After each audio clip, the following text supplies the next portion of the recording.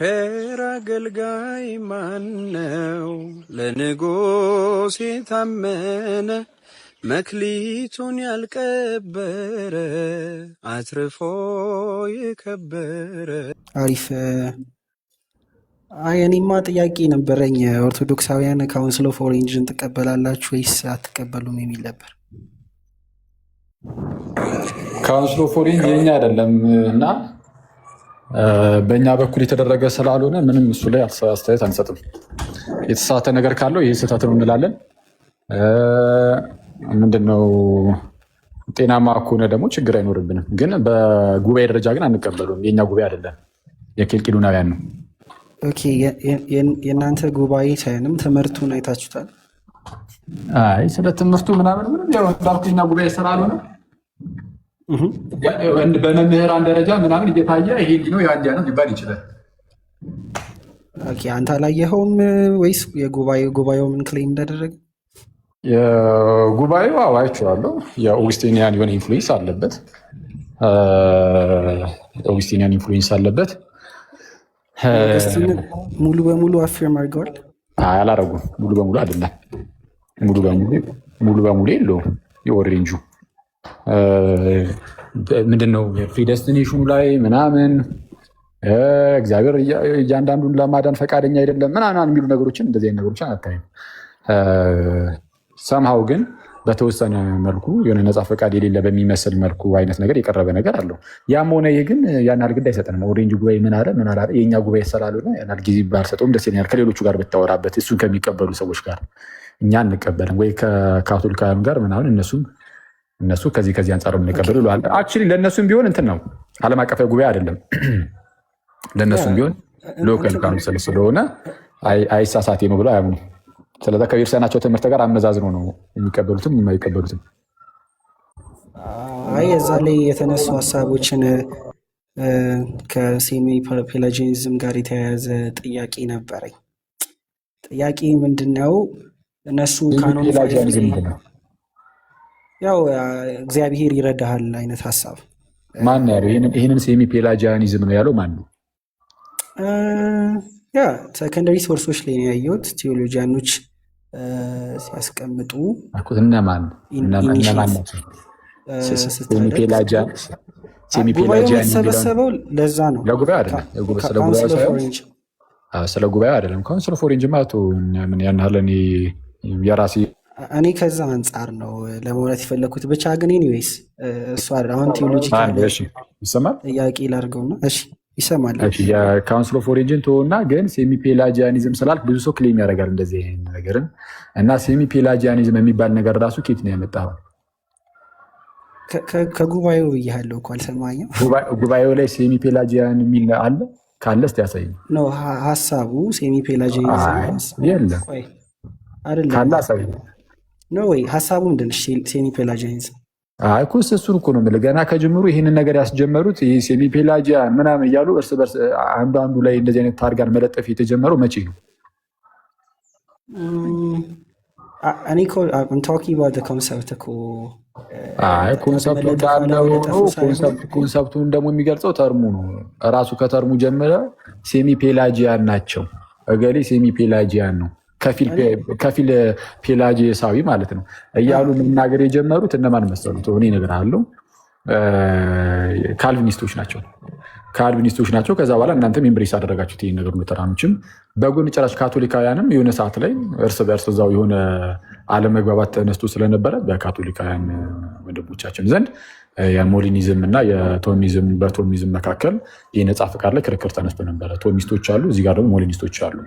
የጄሱቶች ናቸው እነዚህ ሞሊኒስቶቹ እና ክርክር ተነስቶ የነፃ ፈቃድ ጉዳይ ላይ እንዴት ነው ምናምን የሚለው ከእግዚአብሔር ጸጋ አንጻር ሆነ የእግዚአብሔር ጸጋ ነፃ ፈቃድ ላይ እና ቶሚስቶቹ እነዛን ሞሊኒስቶቹን እናንተ ሴሚ ፔላጂያን ማለት ጀመሩ። እንደዚህ ናቸው የመጣው ጊዜ ከካልቪኒስቶች ነው።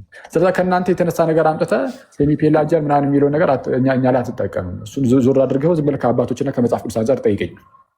እሺ፣ ሳልቬሽንን ሰው ነው ኢኒሺየት የሚያደርገው? ጋድ እግዚአብሔር ነው የሚያደርገው። ምንም ድህነት ከእግዚአብሔር ነው። ድህነት ሳይኖር በፊት ሰው ዝም ብሎ አሜን አለ ምን ይጠቅማለሁ? ጋድ ኢኒሺየት የሚያደርግ ከሆነ ኢኒሺየት የሚያደርገው እንዴት ነው? እሱን ጥያቄ አብራራ ውስጥ ቅዱስ ዮሐንስ አፈወርቅም እንደሚያስቀምጠው በኤፌሶ መልእክቱ ምዕራፍ 2 ቁጥር 8 ሲያብራራ አንደኛ ራሱ እግዚአብሔር ልጁ ኢየሱስን መላክ አለበት። አየህ፣ መድኃኒቱ መምጣት አለበት ወደ ዓለም። ኢኒሺየት የሚደረገው የመጀመሪያው እንዲህ ነው። እግዚአብሔር ከታላቅ ፍቅሩ የተነሳ ልጁ ኢየሱስን ይልካል። ልጁ ኢየሱስ ደግሞ የማዳን ስራውን እኛን የማዳን ስራውን ይሰራል። ሰው መሆን፣ በጽድቅ መመላለስ፣ ሞቶ መነሳት፣ በአብ ቀኝ መቀመጥ፣ እነዚህ ነገሮችን ማለት ነው። ከዛን ቅዱሱ መንፈስ ይልካል። ከዛ በኋላ ይሄ ኢኒሺዬሽን ነው ራሱን ችሎ ማለት ነው። እግዚአብሔር ወደ እኛ መጣ፣ አይተዋል፣ ቀረበ። ከዛ በኋላ ሰው ደግሞ አንድ ሰብጀክቲቭሊ ለእያንዳንዱ ሰው እንዴት ነው ጋር ኢኒሺዬት የሚያደርገው ሳልቬሽን? ለእያንዳንዱ ሰው ይህንን ድህነት በማቅረብ ለእያንዳንዱ ሰው ይህ ድህነት ለሁሉም ሰው የተሰጠ ነው። በምን በኩል ወንጌል ይሰበካል? ያንን የሚያምኑ ሁሉ እንዲድኑ ማለት ነው። ልክ ምን ተብሎ እንደተነገረው በእርሱ የሚያምን ሁሉ የዘላለም ሕይወት እንዲኖረው እንጂ እንዳይጠፋ እግዚአብሔር አንድያ ልጁን አሳልፎ እስኪሰጥ ድረስ ዓለምን እንዲወዱታል ተብሎ እንደተነገረ ሰብጀክቲቭሊ ኢንዲቪጁዋሊ የሚያምን ሁሉ ስለሚድን ለሚያምን ሁሉ እግዚአብሔር ይህንን ድህነት አቅርቧል። ከዛ በኋላ ልክ ቃሉ ይሰበክና ማለት ነው ወንጌልን ስበኩ ያመነ ተብሎ ስለተነገረ እምነት ከመስማት መስማትን በእግዚአብሔር ቃል ስለሆነ ያንን ወንጌል እንድንሰማ ግን እግዚአብሔር ሁሌም ቢሆን ይረዳናል። ረዳታችን እግዚአብሔር ነው፣ አጋዛችን ራሱ ነው። ስለዛ ድህነቱን ወደኛ መጣው ማለት ነው። ስለዚህ ፈርስት ስቴፕ ኦፍ ፌዝ ራሱ ግሬስ ነው ማለት ነው። የመጀመሪያው ምንድን ነው? ግሬስ ምን አይነት ጸጋ? ሪጀነሬቲቭ ግሬስ ከሆነ አይደለም። ሪጀነሬቲቭ ግሬስ በእምነት ነው የሚገኘው። የትኛው ግሬስ ነው ቅድሚያ የሚመጣው? አሁን እሱን እዚህ ጋር ነው ማስቀምጠልህ። ጸጋዎችን የምንከፋፈል በዛ ደረጃ ሆነን ሳይሆን ግን እርዳታውን ለማመልከት ነው። የኛ ሁሉ ነገራችን የእግዚአብሔር ጸጋ ነው ብለን ነው የምንጠራው። ግሬስ አይደል? አዎ፣ እሱን እኮ ነው የምልህ። የትኛውም በመውጣት በመግባታችን ውስጥ የትኛውም በህይወታችን ውስጥ የሚፈጸሙ መልካም ነገሮች ሁሉ በእግዚአብሔር እርዳታ ነው ብለን የምናምነው እሱን የእግዚአብሔር ጸጋ ብለን ልንጠራው እንችላለን። ስለዛ እንዴት ነው የመጀመሪያው ከተባለ ሰው ነፃ ፈቃድ አለው። ሰው ነፃ ፈቃድ አለው። ያ ነፃ ፈቃድ ያለው ሰው ደግሞ እንዲያምን እግዚአብሔር ይረዳዋል። በፈቃዱ እንዲያምን እግዚአብሔር ይረዳዋል። ስለዛ ሁለት ነገር አለ። ምን? አንደኛ የሰው ነፃ ፈቃድ፣ ሁለት የእግዚአብሔር እርዳታ። ስለዛ ወንጌሉ ቀርቧል፣ የድህነት ነገሩ ቀርቦልሃል።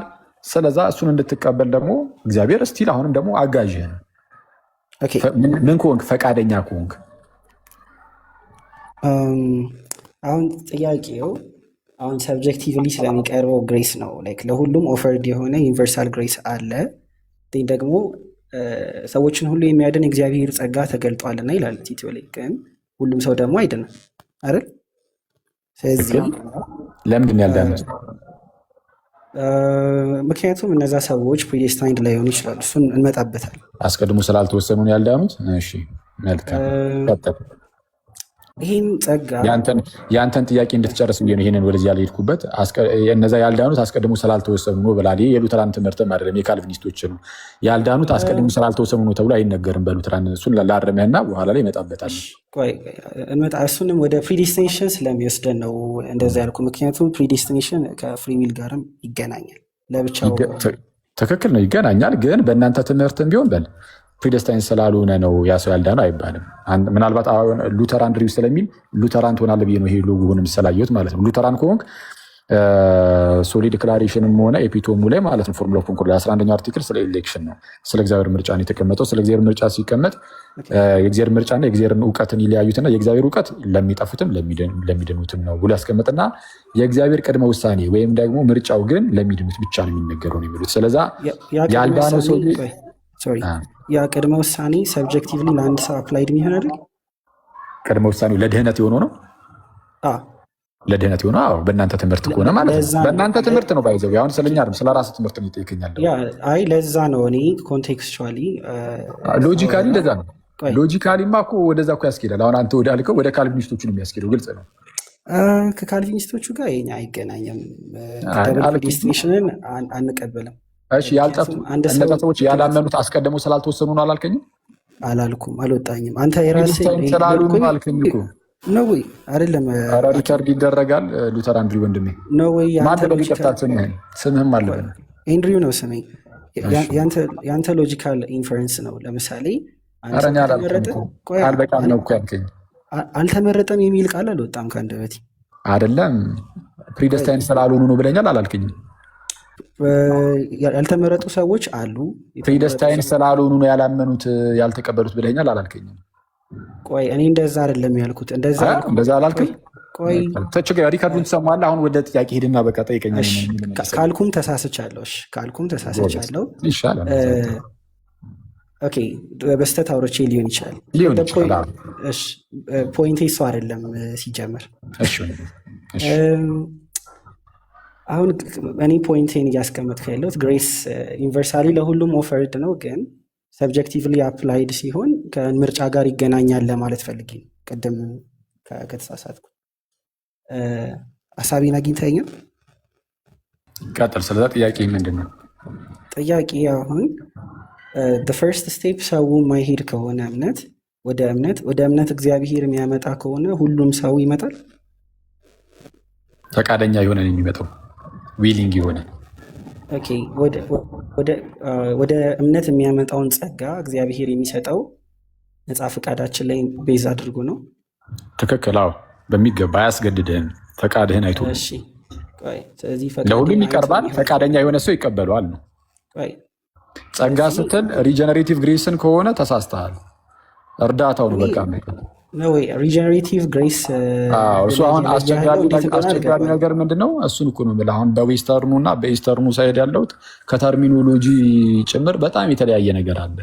በእናንተ ዘንድ ፕሪቪኒየን ግሬስ ብላችሁ የሆነ ነገር ታስቀምጡለትና ከዛ በኋላ ሪጀነሬቲቭ ግሬስ ልትሉ የሆነ ነገር እያላችሁ የሆነ ጸጋውን በጣም ትከፋፍሉታላችሁ። እና ጠቅለል ባለመልኩ እኔ እኮ ነው የምጠየቀው። እኔ በምመልስልህ መልኩ ብቻ ጠይቀኝ።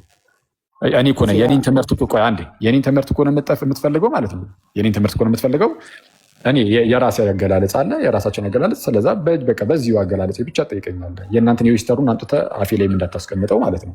እንደሱ መልካም ይመስለኛል። ስለዛ በአጭሩ እንዴት ነው እግዚአብሔር ይረዳል ነው የምንለው። በቃ አለቀ። ምን እንድታምን ማንን የሚረዳው? ሁሉንም ሰው እኮ ይረዳል። ፈቃደኛ የሆነ ሰው ያምናል። አለቀ። እንደዛ የምንለው አሁን በእናንተ ኮንቴክስት ዌስተሩን አታምጣብኝ ካልክ በእናንተ ኮንቴክስት ያልገባኝ መጠየቅ ትችላለህ አይደል? ጠይቀህ እንዴ ወንድሜ ጠይቀኝ። እግዚአብሔር ራሱ ኢኒሺየት የሚያደርግ ከሆነ ሎጂካል ኢንፈረንስ የኔ ሰው ድነትን ኢኒሺየት አያደርግም ማለት ነው አይደለ? አዎ ኦፍኮርስ ድነትን ኢኒሺየት የሚያደርገው እግዚአብሔር ነው። የታወቀ እኮ ነው። እሺ ኢኒሺየት ሲያደርግ ለሁሉም ሰው ነው ወይስ ስፔሲፊክሊ ሰብጀክቲቭሊ ለአንዱ ሰው ሲድን? አንተ አሁን ለምሳሌ አንተ ድናሃል ልንበል፣ ሌላ ሰው ካልዳነ አንተ ለመዳነ ጋር ኢኒሺየት አድርጓል ያንተን ድነት? አዎ ኦፍኮርስ። አሁን በኢኒሺዬሽን ደረጃ በየግለሰቡ ለየትኛውም ሰው የቀረበ መድኃኒት አለ። መድኃኒቱ ሲቀርብ እኮ በግለሰብ ደረጃ ለሁሉም ጭምርም እኮ ነው። ለእያንዳንዱ ሰው እኮ ነው ምኑ የቀረበው? መድኃኒቱ የቀረበው። ይህም ክርስቶስ ኢየሱስ ነው። እግዚአብሔር ልጁ ኢየሱስን ያቀረበው ለእያንዳንዱ ግለሰብ ነው። አንድ ሁለት ደግሞ አንዴ ቆይ ከነዚህ ውስጥ ደግሞ የሚድኑ አሉ፣ ደግሞ አንቀበልም ያሉ አሉ። ለነዛ ለሚድኑትስ የተደረገላቸው ነገር አለ ወይ? ከነዛ የተለየ ነገር ተደርጎ አይደለም። ግን እነዚህኛዎቹ የዳኑት ሰዎች ግን ነፃ ፈቃዳቸውን ተጠቅመው እግዚአብሔር ለሁሉም ከሰጠው ማገዝ ወይም እርዳታ ጋር ተባብረዋል። አሜን ስላሉ ዊሊንግ ስለሆኑ ስለፈቀዱ ወይም ስለፈቀዱ እሺ ስላሉ ፍላጎቱ ስላላቸው እነሱ ዳኑ። ሌሎቹ የጠፉትም ደግሞ ምንድነው ቅድመ ውሳኔ ስላለባቸው ምናምን እንዳይድኑ ስለተወሰነባቸው ሳይሆን በቃ ፈቃዳቸውን ተጠቅመው፣ ይሄ የነፃ ፈቃድ ጉዳይ ነው ማለት ነው። አስቀድሞ የመጣው ግን እግዚአብሔር ነው። እግዚአብሔር አስቀድሞ ከአንተ አጠገብ ላለው ላልዳነው ሰው ለአንተም መጥቷል። ስለዚህ አንተ በራስ ፈቃድ ነው የምትቀበለው ነው የምትለኝ አይደል? የራስ ፈቃድ አለ። የእግዚአብሔር እርዳታን እንዳትረሳ፣ ግን የራሴ ፈቃድ አለ። እንዴ ፈቃዴንማ አላጣሁትም እኮ አለ። ፈቃዴ እኮ የራስ ፈቃድ አንተ ስለፈቀድክ ጸጋውን ሰብጀክቲቭሊ ለአንተ ይሰጥሃል። ያኛው ስላልፈቀደ ደግሞ ሰብጀክቲቭሊ ጸጋውን ያ ሰው አያገኝም። ኢፊኬሽስ አይሆንም እዛ ሰው ላይ። ኦፍኮርስ ኤፊካሲ የሚኖረው በዚህ በዊሊንጉ ላይ ነው። ዊሊንግሊ ለተቀበለው ማለት ነው። ስለዚህ ግን የቀረበው ዊሊንግ የሆንኩት ግን ፈቃደኛ የሆንኩት ግን አስቀድሞ እግዚአብሔር ይህንን መድኃኒት ስላመጣልኝ ነው። ይኸው ተቀበል ብሎ ስላቀረበልኝ ማለት ነው። አሁን መድኃኒቱ ክርስቶስ ነው። የምትቀበለው ደግሞ ክርስቶስን በእምነት ነው አይደለ? በፈቃድ በእምነት ትቀበላለህ እውነት ነው። ፈቃድህና እምነት አንድ ናቸው ወይስ የተለያዩ? ፈቃድና እምነት የተለያየ ነው። ግን እምነት የሚመጣው ፈቅደህ ነው። ከፈቃድ ውጭ የሆነ እምነት ግን የለም። ስለዚህ እምነትን የሚሰጥህ እግዚአብሔር ነው ማለት ነው። እምነትን የሚሰጥህ እግዚአብሔር ነው ያልከኝ? የሚሰጥበት የራሱ የሆነ መንገድ አለው፣ ግን ከምን አንጻር የሚለው ግን መታወቅ አለበት። ልክ እንደናንተ እኔ ነፃ ፈቃድ ስለሌለኝ ፈቅጄ ማመን ስለማልችል ዝም ብሎ እግዚአብሔር አምጥቶ እምነትን በእኔ ውስጥ ቁጭ አደረገ ከሆነ እሱ እንደዛ አናምንም። እንደዚህ አይነት እምነት በክርስትና ታሪክ ውስጥም የለም ከኦገስትን በፊት። ታዲያ ምንድነው ከተባለ በአጭሩ አንዴ እንትን በጣም እየረበሸ ነው። አንዴ ልክ ሳወራ ወይ ሚዩት ብታደርጉ ትንሽ የሚረብሽ ነገር አለው ድምፁ። ቴንኪው። እሱን ለመሸፈን ስል እኔ ራሴ ከፍ አደረኩት ድምፄን እና እንዳያደክመንም እምነትን እግዚአብሔር ነው የሚሰጠው ይላልከኝ። እግዚአብሔር እምነትን ይሰጣል ተብሎ ይነገራል። ምንም ችግር ያለበት ቃል አይደለም። እኛ ይህን ቃል አንቃወመው፣ ግን እናንተ ስትናገሩት ግን እንቃወማለን። ቃሉን ሳይሆን ውስጡ ያለውን የእናንተን ትምህርት። የትኛውን እምነትን እግዚአብሔር ይሰጣል ስትሉ ነፃ ፈቃድ ሰውየው ስለሌለውና ማመን ስለማይችል ራሱ እግዚአብሔር እምነትን ይሰጠዋል ነው የምትሉት። እንደዛ አይደለም። ታዲያ እንዴት ነው እምነትን ይሰጠዋል የሚባለው? ከምን አንጻር ነው ከተባለ አንደኛ ለማመን ራሱ ማለት ነው። እኛ እንድናምን በእምነት እንድንመልስ ራሱ በመጀመሪያ ደረጃ ክርስቶስ መምጣት አለበት፣ ቃሉን መስጠትም አለበት። እምነት እኮ ከመስማት ነው፣ መስማትም እኮ በእግዚአብሔር ቃል ነው ብሎናል። የእግዚአብሔር ቃል በሌለበት ሁኔታ፣ ይህ ደግሞ በክርስቶስ የሆነ ስለሆነ ክርስቶስ በሌለበት ሁኔታ በምን እናምናለን? በጌታ ኢየሱስ እኮ ነው የምናምነው። አሁን ላይ እንዲህ ያለ ማዳን በክርስቶስ አንዴ በክርስቶስ ማመን ነው። ስለዛ ግዴታ እንድናምን አስቀድሞ ክርስቶስ መምጣት አለበት፣ ይህን ቃል መሰጠት አለበት። ይሄ ባይሆን ኖሮ እኛ ራሳችንን ማመን ባልቻለን ነበር። አየህ፣ ነፃ ፈቃዳችንን ተጠቅመን ራሱ እንድናምን ያስፈልገናል አስቀድሞ ለእምነቱም። ከዛ አንጻር እምነቱም ከእኛ አይደለም ተብሎ ሊነገር ይችላል። ሲቀጥል ደግሞ ይህ ብቻ ደግሞ አይደለም። ያ የተገለጠውን ደግሞ ቃል ራሱ ሰምተን እንድናምን ምንም የእግዚአብሔር እርዳታ አንፈልግም። ለማመን እችልማ በራሴ ያደርጋታለሁ አንልም። እስቲል እንደዛ ሙሉ ደግሞ የእግዚአብሔር እርዳታን ደግሞ ያስፈልገናል። እግዚአብሔር ደግሞ ይረዳናል። እግዚአብሔር ረድቶን ያመኑ ደግሞ እንላለን። የእግዚአብሔርን እርዳታውን እሱን ከማንሳት አንጻርም የእግዚአብሔር ሰጠንነትን ተብሎ ቢነገር ምንም ችግር የለውም። ነፃ ፈቃድ ስለሌለኝ ከፈቃዴ ውጭ እምነትን አምጥቶ ሰጠኝ የሚለውን ትምህርት ግን አንቀበሉም። ቴንኪው።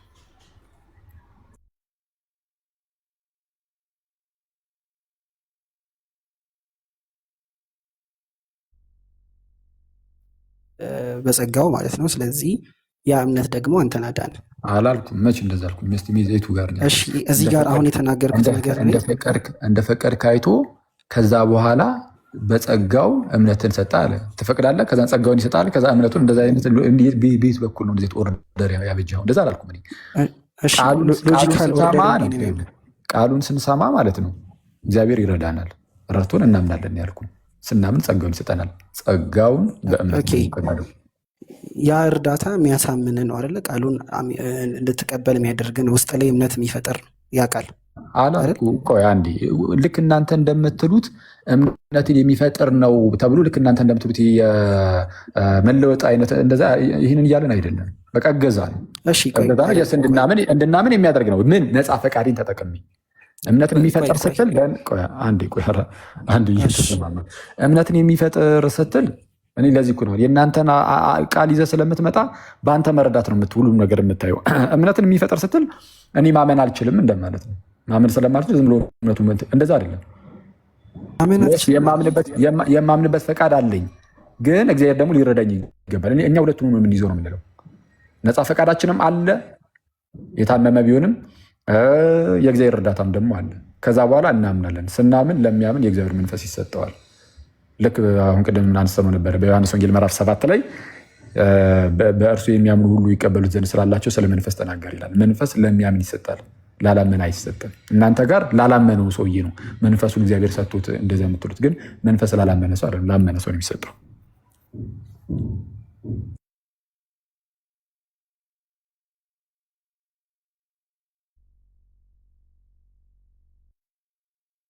በስነስርዓት ደግሞ እኔ ሎጂካሊ ሊገባኝ አልቻለም። ፖይንት ለሚያስኪ ይህንን ጥያቄ ልጠይቅ። መንፈሳዊ ያልሆነ ሰው የእግዚአብሔር ቃል ሊገባ አይችልም አይደል? ለማመን ነው። ማን ያለ? እሺ፣ እንዴት ነው ሁለተኛ ቆሮንቶስ የምትፈታው? እሺ፣ ምንድነው? ለፍጥረታዊ ሰው የእግዚአብሔር መንፈስ ነገር ሞኝነት ነው የሚለው ነው። እሱንማ ከምዕራፍ 1 ጀምሮ በማየት ነው። ምንድነው ፍጥረታዊ ሰው ለፍጥረታዊ ሰው ብሎ የተናገራቸው እነማንን ነው? ለእነማን ነው እንደዚህ አይነት ነገር ነው የተናገረው? ቅዱስ ዮሐንስ አፈወርቅ እንኳን አብራርቶታል። ምን ብሎ ነው ያብራራው? አይተዋል። ለፍጥረታዊ ሰው የእግዚአብሔር መንፈስ ነገር ሞኝነት ነው ሊቀበለው አይችልምና የሚለው ምዕራፍ 1 ላይ ሄደህ ስትመለከት የመስቀሉ ቃል ለሚጠፉት ሞኝነት፣ ለእኛ ለምንድን ግን የእግዚአብሔር ኃይል ነው እያለ ይናገርና ዓለም እግዚአብሔርን በጥበቧ እንዳላወቀችው ይናገራል። አይናገርም? ቀደም ባለ ምዕራፍ ላይ እንደዛ ነው። ስለዛ ምንድነው ዓለም እግዚአብሔርን በጥበቧ ስላላወቀችው ነው የሚለው። በቃ የዓለምን ጥበብ ሞኝነት ከንቱ አድርጎታል እግዚአብሔር ማለት ነው። ስለዛ ማንም ሰው በዓለም ጥበብ እግዚአብሔርን ማወቅ ይችላል? አይችልም። በዓለም ጥበብ እግዚአብሔር ላይ መድረስ ይቻላል? አይቻልም። ስለዚህ ታዲያ እንዴት ይሁን? ታዲያ በምንድን ነው እግዚአብሔር የሚገኘው? በቃ እንደዚህ ዝም ብሎ በቅድመ ውሳኔ አይደለም። በስብከት ሞኝነት የሚያምኑትን ሊያድን የእግዚአብሔር በጎ ፈቃዱ ሆኗል ይላል። እዛው ጋር እኮ እንደዚህ ይላል። ስለዛ ትሰማና ማለት ነው የእግዚአብሔርን ቃል በዓለም ጥበብ ምናምን አይደለም ሁሉ ነገር የምትመዘነው በአመክንዮ ምናምን ብቻ ጠየቅ አይደለ? አንድ እንደዛ ሳይሆን በስብከት አውጣው። ምዕራፍ 1 ላይ ነው ይሄኛው አልኩ። ምዕራፍ 2 ላይ ያለውን ነው የምጠይቅህ። ምዕራፍ 2 ሀሳብ ምዕራፍ 2 ላይ ቁጥር 14 ነው። ቁጥሩ ልንገርህ ባይሆን እሱም ማለት ነው ምዕራፍ 2 ላይ ከሚሄድ በፊት ምዕራፍ 1 ላይ እኮ አለ ሀሳቡ እኮ የሚመዘዘው እኮ ከምዕራፍ 1 ነው። ችግሩ እኮ ይሄ ነው። ሁላም ብቻ ነጠል እንዳናደርጋት ማለት ነው። ስለዚህ ከምዕራፍ 1 ጀምሮ አሁን ቅድም እንዳልኩ ነው የሚመጣው። ስለዚህ በስብከት ሞኝነት የሚያምኑትን ያጸድቅ የእግዚአብሔር በጎ ፈቃዱ ሊያድን የእግዚአብሔር በጎ ፈቃዱ ነው ይላል። ለማዳን የእግዚአብሔር በጎ ፈቃድ የሆነው እነማንን ነው ከተባለ አስቀድሞ የመረጣቸውን የሚወሰነባቸው ምናምን አይደለም። በቃ በስብከት ሞኝነት የሚያምኑትን ነው። በስብከት ሞኝነት የሚያምኑትን ማለት ኤፊካሲውን ነው። ከኤፊካሲ አንጻር የሚያምኑትን ነው ተብሎ የሚናገር። ከኤፊካሲ አንጻር የእግዚአብሔርን ቃል አንድ ሰው ሊያውቅ ይችላል ያለ መንፈስ ቅዱስ? ያለ መንፈስ ቅዱስ ማለት ነው። አይተዋል። ይህን እኮ እያልኩ ያሉት መንፈስ ቅዱስ መጥቶ ገብቶ ሪጀነሬት ካላደረገው እያልከኝ ከሆነ የእግዚአብሔር እርዳታውን የሚያስፈልገው እንጂ ሪጀነሬሽን አያስፈልገውም። እናንተ ዳግም ልደት ያስፈልገዋል ወይም ከሞት ወደ ሕይወት መምጣት ያስፈልጓል የእግዚአብሔርን ነገር ለመረዳት ብላችሁ የምታስተምሩት እኮ አስቀድሞ ሌላ የምታስተምሩት እምነት ስላለን የትኛው ሰውየው ሲሞት ነፃ ፈቃዱን አጥቷል ብላችሁ ስለምታስተምሩ በቃ መፍቀድ አይችልም ስለምትሉ አይቷል። መሰረቱ ላይ እዛ ጋር አለ። ያንን ፕሪሰፖዝ አድርገህ አታውራ። ነፃ ፈቃድ አለው ሰውየው እኮ እንዴ አልሞተም እኮ ነፃ ፈቃዱ። ስለዚህ ነፃ ፈቃዱ ስላለ እርዳታ ነው የሚፈልገው እንጂ ዳግም መወለድ አይደለም የሚፈልገው። ኤፌሶን 2:1 አብራራለኝ። እሺ አንብበው። ምን ይላል? ወይስ ላንብብልህ? ያው በበደላችሁ ሙታን ነበራችሁ ይላል። በኃጢአታችሁና በበደላችሁ ምክንያት ሙታን ነበራችሁ ማለት ነው። በቃ በኃጢአታችን በበደላችን ሙታን ነበርን። ሙት የሚለውን ቃል በምንድን የምንፈታው ነው? በመጽሐፍ ቅዱስ ላይ ሙታን ነበራችሁ የሚለው ቃል እንዴት ነው የሚፈታው? በቃ ምንም ኤቢሊቲው የለንም ማለት ነው። ምንም አቅሙ በማይኖር ደረጃ ማለት ነው አይደለም። ሞትን መጽሐፍ ቅዱሳችን መንፈሳዊ ሞትን የሚፈታው ከእግዚአብሔር በመራቅ ነው። ከእግዚአብሔር ርቀናል የሚለውን ለማሳየት ነው። ይህንን ለመረዳት እኔ አንድ ነገር ላሳየ። ስለ ሞት መጽሐፍ ቅዱሳችን የሚናገረው እንድትረዳው ማለት ነው። ሞተናል ሲል በኃጢአት ነው አይደለም ነው? አዎ በኃጢአታችሁና በበደላችሁ ሙታን ነበራችሁ ይላል። በኃጢአት መሞት ማለት ከኃጢአት ውጭ ምንም ነገር ማድረግ አይቻልም፣ ምንም መልካም ነገር ማድረግ አይቻልም ብላችሁ ትፈታላችሁ። ሞት የምትል ቃል ስላለች በቃ ኦልሬዲ በኃጢአት ምክንያት ሞቷል። ስለዚህ በኃጢአት ከሞተ ምንም መልካም ነገር ሊሰራ አይችልም ሞቷል ነው የምለው። ግን መሞትን ግን የምንፈታበት መንገድ የተለያየ ነው። እናንተ የምትፈቱት እንደ መጽሐፍ ቅዱስ አይደለም ብዬ ሞገስ እንዴት ነው እናንተ ኃጢአት መሞት እንዳትረሱት። ሞት የምትል ቃል ስላለች በኃጢአት የሞተ ሰው መልካም ነገር ምንም ማድረግ አይችልም ይላሉ። አቅምም የለውም ጭራሽ ብለው ነው የሚፈቱት። ለኃጢአት የሞተ ማለት ነው ማለት ነው። በኃጢአት መሞት አይደለም፣ ለኃጢአት የሞተ ሱፐርናቹራሊ ጉድ እንጂ ላይክ ሲቪል የሆነ ነገር ማድረግ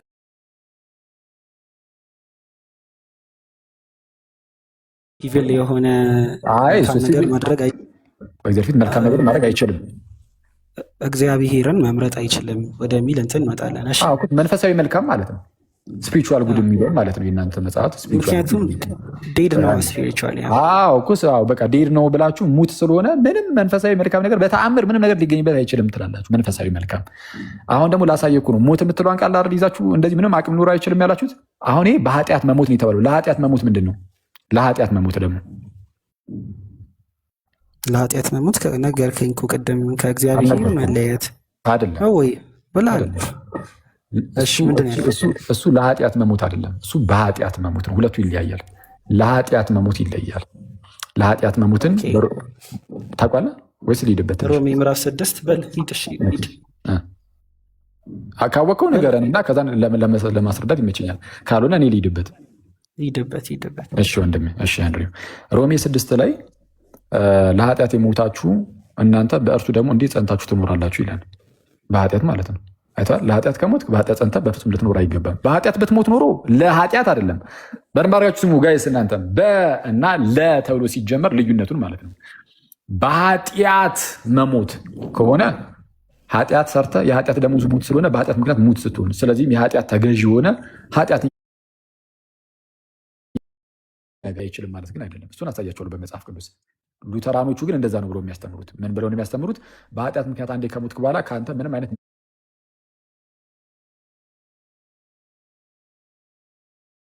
መንፈሳዊ መልክ ከሞትክ በኋላ ከአንተ ምንም አይነት መንፈሳዊ መልክ ከሆነ በኃጢአት መሞትን ያዝ እናደርገውና ሞት የምትለው ቃል ስለሆነች እንደዚህ እንዲሉ ያደረጋቸው።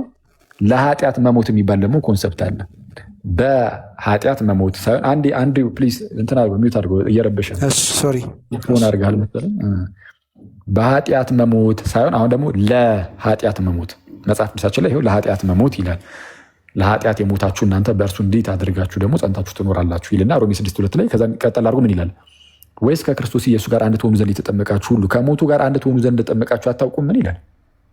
ከጌታ ሞት ጋር አንድ የሆናችሁት በእርሱ ነው። ስለዚህ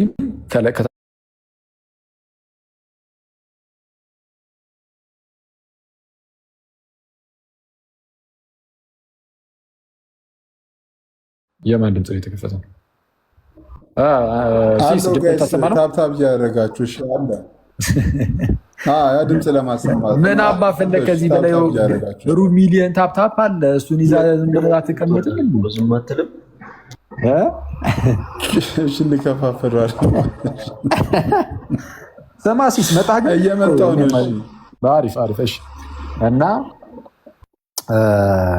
ምንድነው? ኦኬ ሶሪ፣ በጣም ይቅርታ። እሺ ጋይስ እንግዲህ መሀል ላይ ተቋረጠ። አንድ ሰው ለምሳሌ በኃጢአት ሞቷል እንበል። እኔን እንውሰድ። እኔ በኃጢአት ሞቼ ያለው እንበል። መጀመሪያ በኃጢአት ሞቼ ነበር ማለት ለኃጢአት ባሪያ ሆኜ ነበር። በኃጢአት ምክንያት ሙት ሆኛለሁ። ስለዚህም ኃጢአትን ምሰራ አይነት ሰው ነኝ። በተደጋጋሚ በኃጢአት ነው የሞትኩት። ኦልሬዲ ኃጢአት ይይዝሃል፣ ኃጢአት ይገዛሃል። ለኃጢአት የምትገዛ ትሆናለህ። ስለዚህ ኃጢአትን ዝም ብለህ የምትሰራ ሰው ትሆናለህ፣ በኃጢአት የምትስትሆን ማለት ነው። ከዛ በኋላ ግን በጌታችን በክርስቶስ ኢየሱስ በኩል ለኃጢአት ሙት መሆን ደግሞ መጣ። በኃጢአት ሙት አይደለም፣ በኃጢአት ከሆነ ኃጢአት የሞታችን ምክንያት ይሆናል። ለኃጢአት መሞት ማለት ግን ኃጢአት ገዢ ነበረ። ከዛን ለዚህ ገዢ ለሆነው ኃጢአት ማለት ነው ስሙት ማለት ነው። ለሱ ስሙት ምን ማለት ነው? ኦልሬዲ ለኃጢአት እኔ ሞቻለሁ። ለኃጢአት ሞቻለሁ ማለት ኃጢአት አይገዛኝም። ምክንያቱም ለምሳሌ አንድ ሰው የሆነ የሌላ ሰው ባሪያ ነው እንበል እና ያ ባሪያ ለዛ ለገዢው ለጌታው የሚገዛው በህይወት እስካለ ነው። ለዛ ለጌታው ቢሞት ግን ከሞተ ሞተ ነው። ያ ጌታው ሲገዛው አይኖርም። በቃ ከሱ መገዛት ውጭ ይሆናል። ለኃጢአት መሞት ማለት ልክ እንደዚህ ነው። ለኃጢአት መሞት ማለት በቃ ኃጢአት አይገዛኝም ማለት ነው። ግን መሞት የምትለዋን ቃል ይጠቀማታል። አሁን ለኃጢአት መሞት ማለት በቃ ለጽድቅ መኖር ማለት ነው በአጭሩ። ሮሜ ምዕራፍ 6 ላይ በቃ እሱን ነው የሚያሳየው። ለኃጢአት ሞተን ለጽድቅ እንድንኖር ብሎ የሚያስቀምጠው እሱን ነው። ለኃጢአት መሞት ማለት ለጽድቅ መኖር ነው። አሁን ለኃጢአት ሞተናል ስለተባለ ምንም ኃጢአት የመስራት አቅሙ የለንም ማለት ነው። ሞተናል ተብሏል። እንግዲህ ለኃጢአት ሞተናል። አንድ እሺ ልጠይቅህ አንተን፣ ለኃጢአት ሞተናል ማለት ኃጢአት የመስራት ምንም አቅም የለንም ማለት ነው።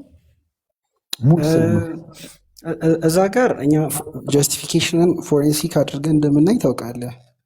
እሱ የውጫዊ ዲክላሬሽን ነው። እሱን አይደለም እኔ የጠየኩህ። ሞት ከምትለዋ አንጻር ነው። አሁን ቃሏ ላይ እኮ ነው መጽሐፍ ቅዱስ እችን ቃል እንዴት ነው የሚጠቀማት የሚለውን እንድትረዳው። ለኃጢአት የሞትን ሲል ለኃጢአት የሞተ ስለተባለ አንድ ሰው ኃጢአትን መስራት አይችልም ማለት ነው፣ አቅም የለው ማለት ነው። ቃሉ ስለተጠቀመ ነው። ስፒሪቹዋል ሪያሊቲ እንዳለው ታምናለህ አንተ ማለት ከክርስቶስ ጋር እንደሞተ።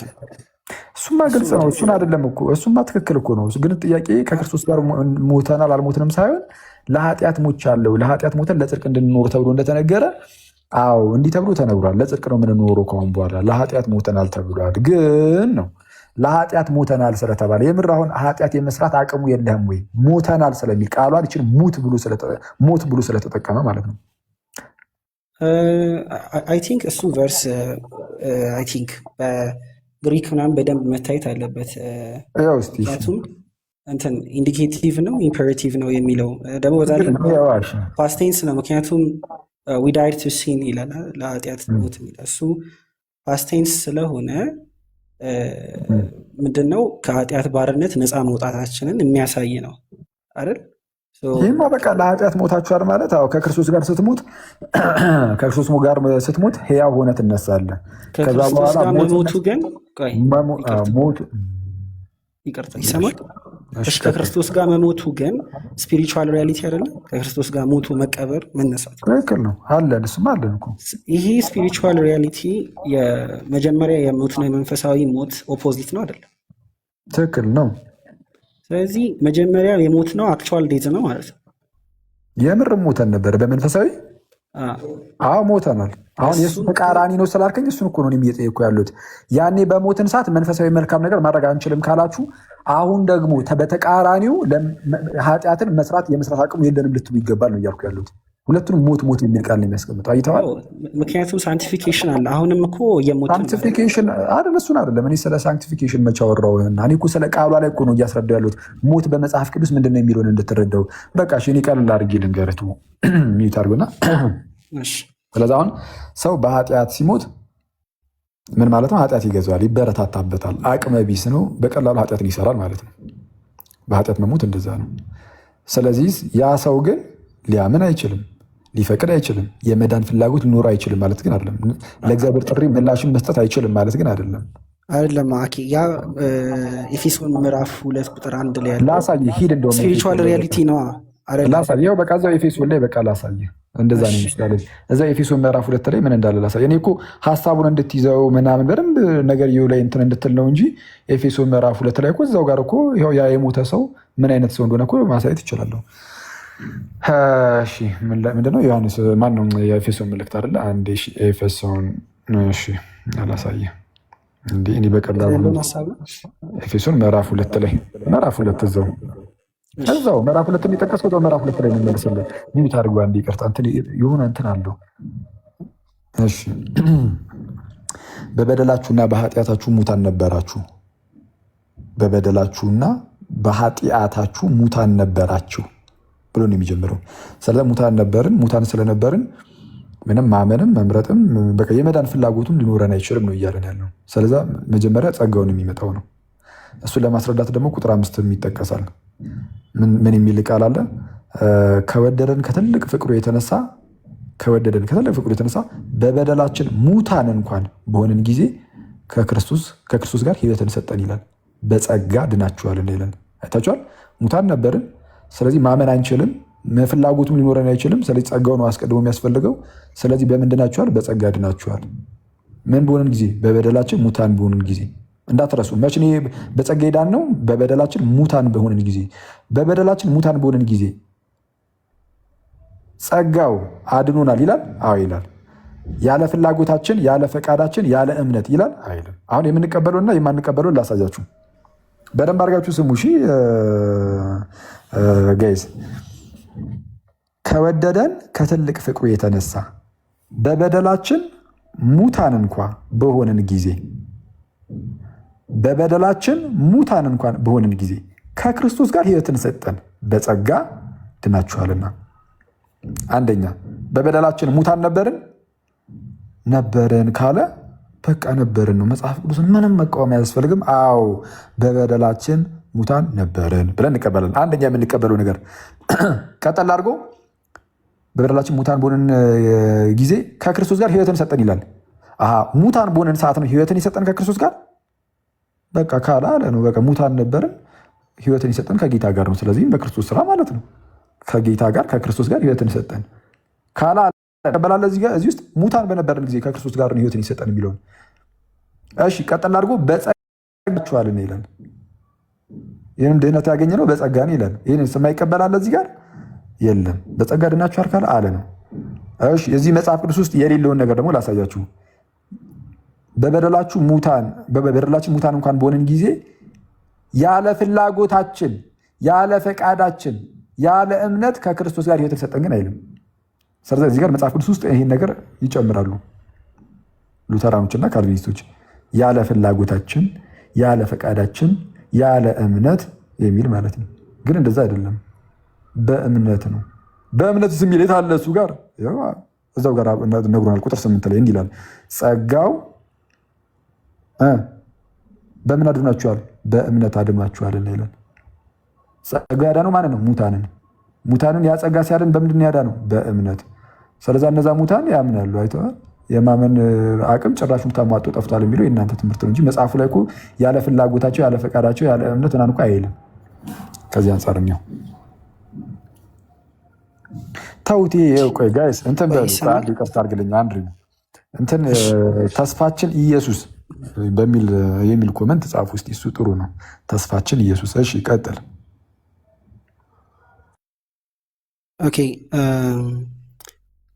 አሁን እዚህ ጋር ስፒሪቹዋል ዴዝ የሚለውን ስፔሻሊ ቨርስ 5 ላይ ያለውን ቁጥር 5 ላይ ያለውን በበደላችን ሙታን ሆነን ሳለ በክርስቶስ ሕያዋን አደረገን አለ። ሕያዋን የሆነው አሁን ለምሳሌ ስፒሪቹዋል ዴዝ የሚለውን የምትፈታበት አፈታት ድክመት ብቻ ነው ዊክነስ ብቻ ነው ወይ የምትለው ላይክ መሞት ስፒሪቹዋሊ ያለ እግዚአብሔር ጸጋ ምንም አለማድረግ መቻል ብለን መምረጥም አለመቻል ብለን የምትፈታው። ቁጥር 5 ላይ በበደላችን ሙታን ሆነን ሳለ በክርስቶስ ሕያዋን አደረገን ይላል። እሱ ስፒሪቹዋል የዳናችሁት ደግሞ በጸጋ ነው ይላል።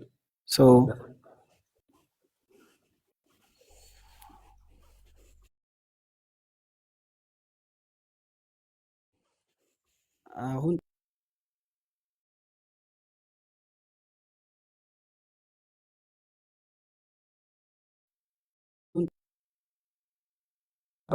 በዛ ደረጃ አይደለም ሞቱ። ስለዚህ ቶታሊ አይደለም፣ ቶታል አይደለም። ዲፕራቪቲው ድክመት ብቻ ነው፣ ድክመት ነው። አዎ፣ ግን ያ ድክመት ሞት ተብሎ ይጠራል ነው። ልክ ሮሜ ምዕራፍ 5 ቁጥር 6 ላይ ገና ደካሞች ሳለን ተብሎ እንደተነገራየው ምን ሳለን? ደካሞች ሳለን። እና ይሄ ነው ደካማነት ሞት ተብሎ ይጠራል። ችግር የለም። ከእግዚአብሔር መራቅ ስለሆነ ሞት በራሱ ቆይ አንዴ ይቅርታ፣ ሞት ከእግዚአብሔር መራቅ ነው። ከዛ አንጻር ከእግዚአብሔር መራቅ ሞት ተብሎ ይጠራል። እግዚአብሔር ሕይወት ነው። አንድሪው እግዚአብሔር ሕይወት ነው። ከዚህ ሕይወት ከሆነ ከእግዚአብሔር መራቅ ሞት ተብሎ ይጠራል። እግዚአብሔር ብርሃን ነው። ከዚህ ብርሃን ከሆነ ከእግዚአብሔር መራቅ ጨለማ ተብሎ ይጠራል። ያ የጠፋውን ልጅ ምሳሌ ማንሳት እንደዚህ በጣም ጥሩ ይመስለኛል። የጠፋው ልጅ ታሪክ ላይ እንደምታስታውሰው በዚህ በሉቃስ ወንጌል ምዕራፍ 15 ላይ ከቁጥር 24 አካባቢ እንደተነገረው ከአባቱ ቤት ከጠፋ በኋላ ከዛ ተመለሰ። ሲመለስ ምን ነበር ያለው አባቱ? ይህ ልጅ ምን ብሎ ነበር? ሞቶ ነበር፣ ሕያው ሆኗል። ጠፍቶ ነበር፣ ተገኝቷል።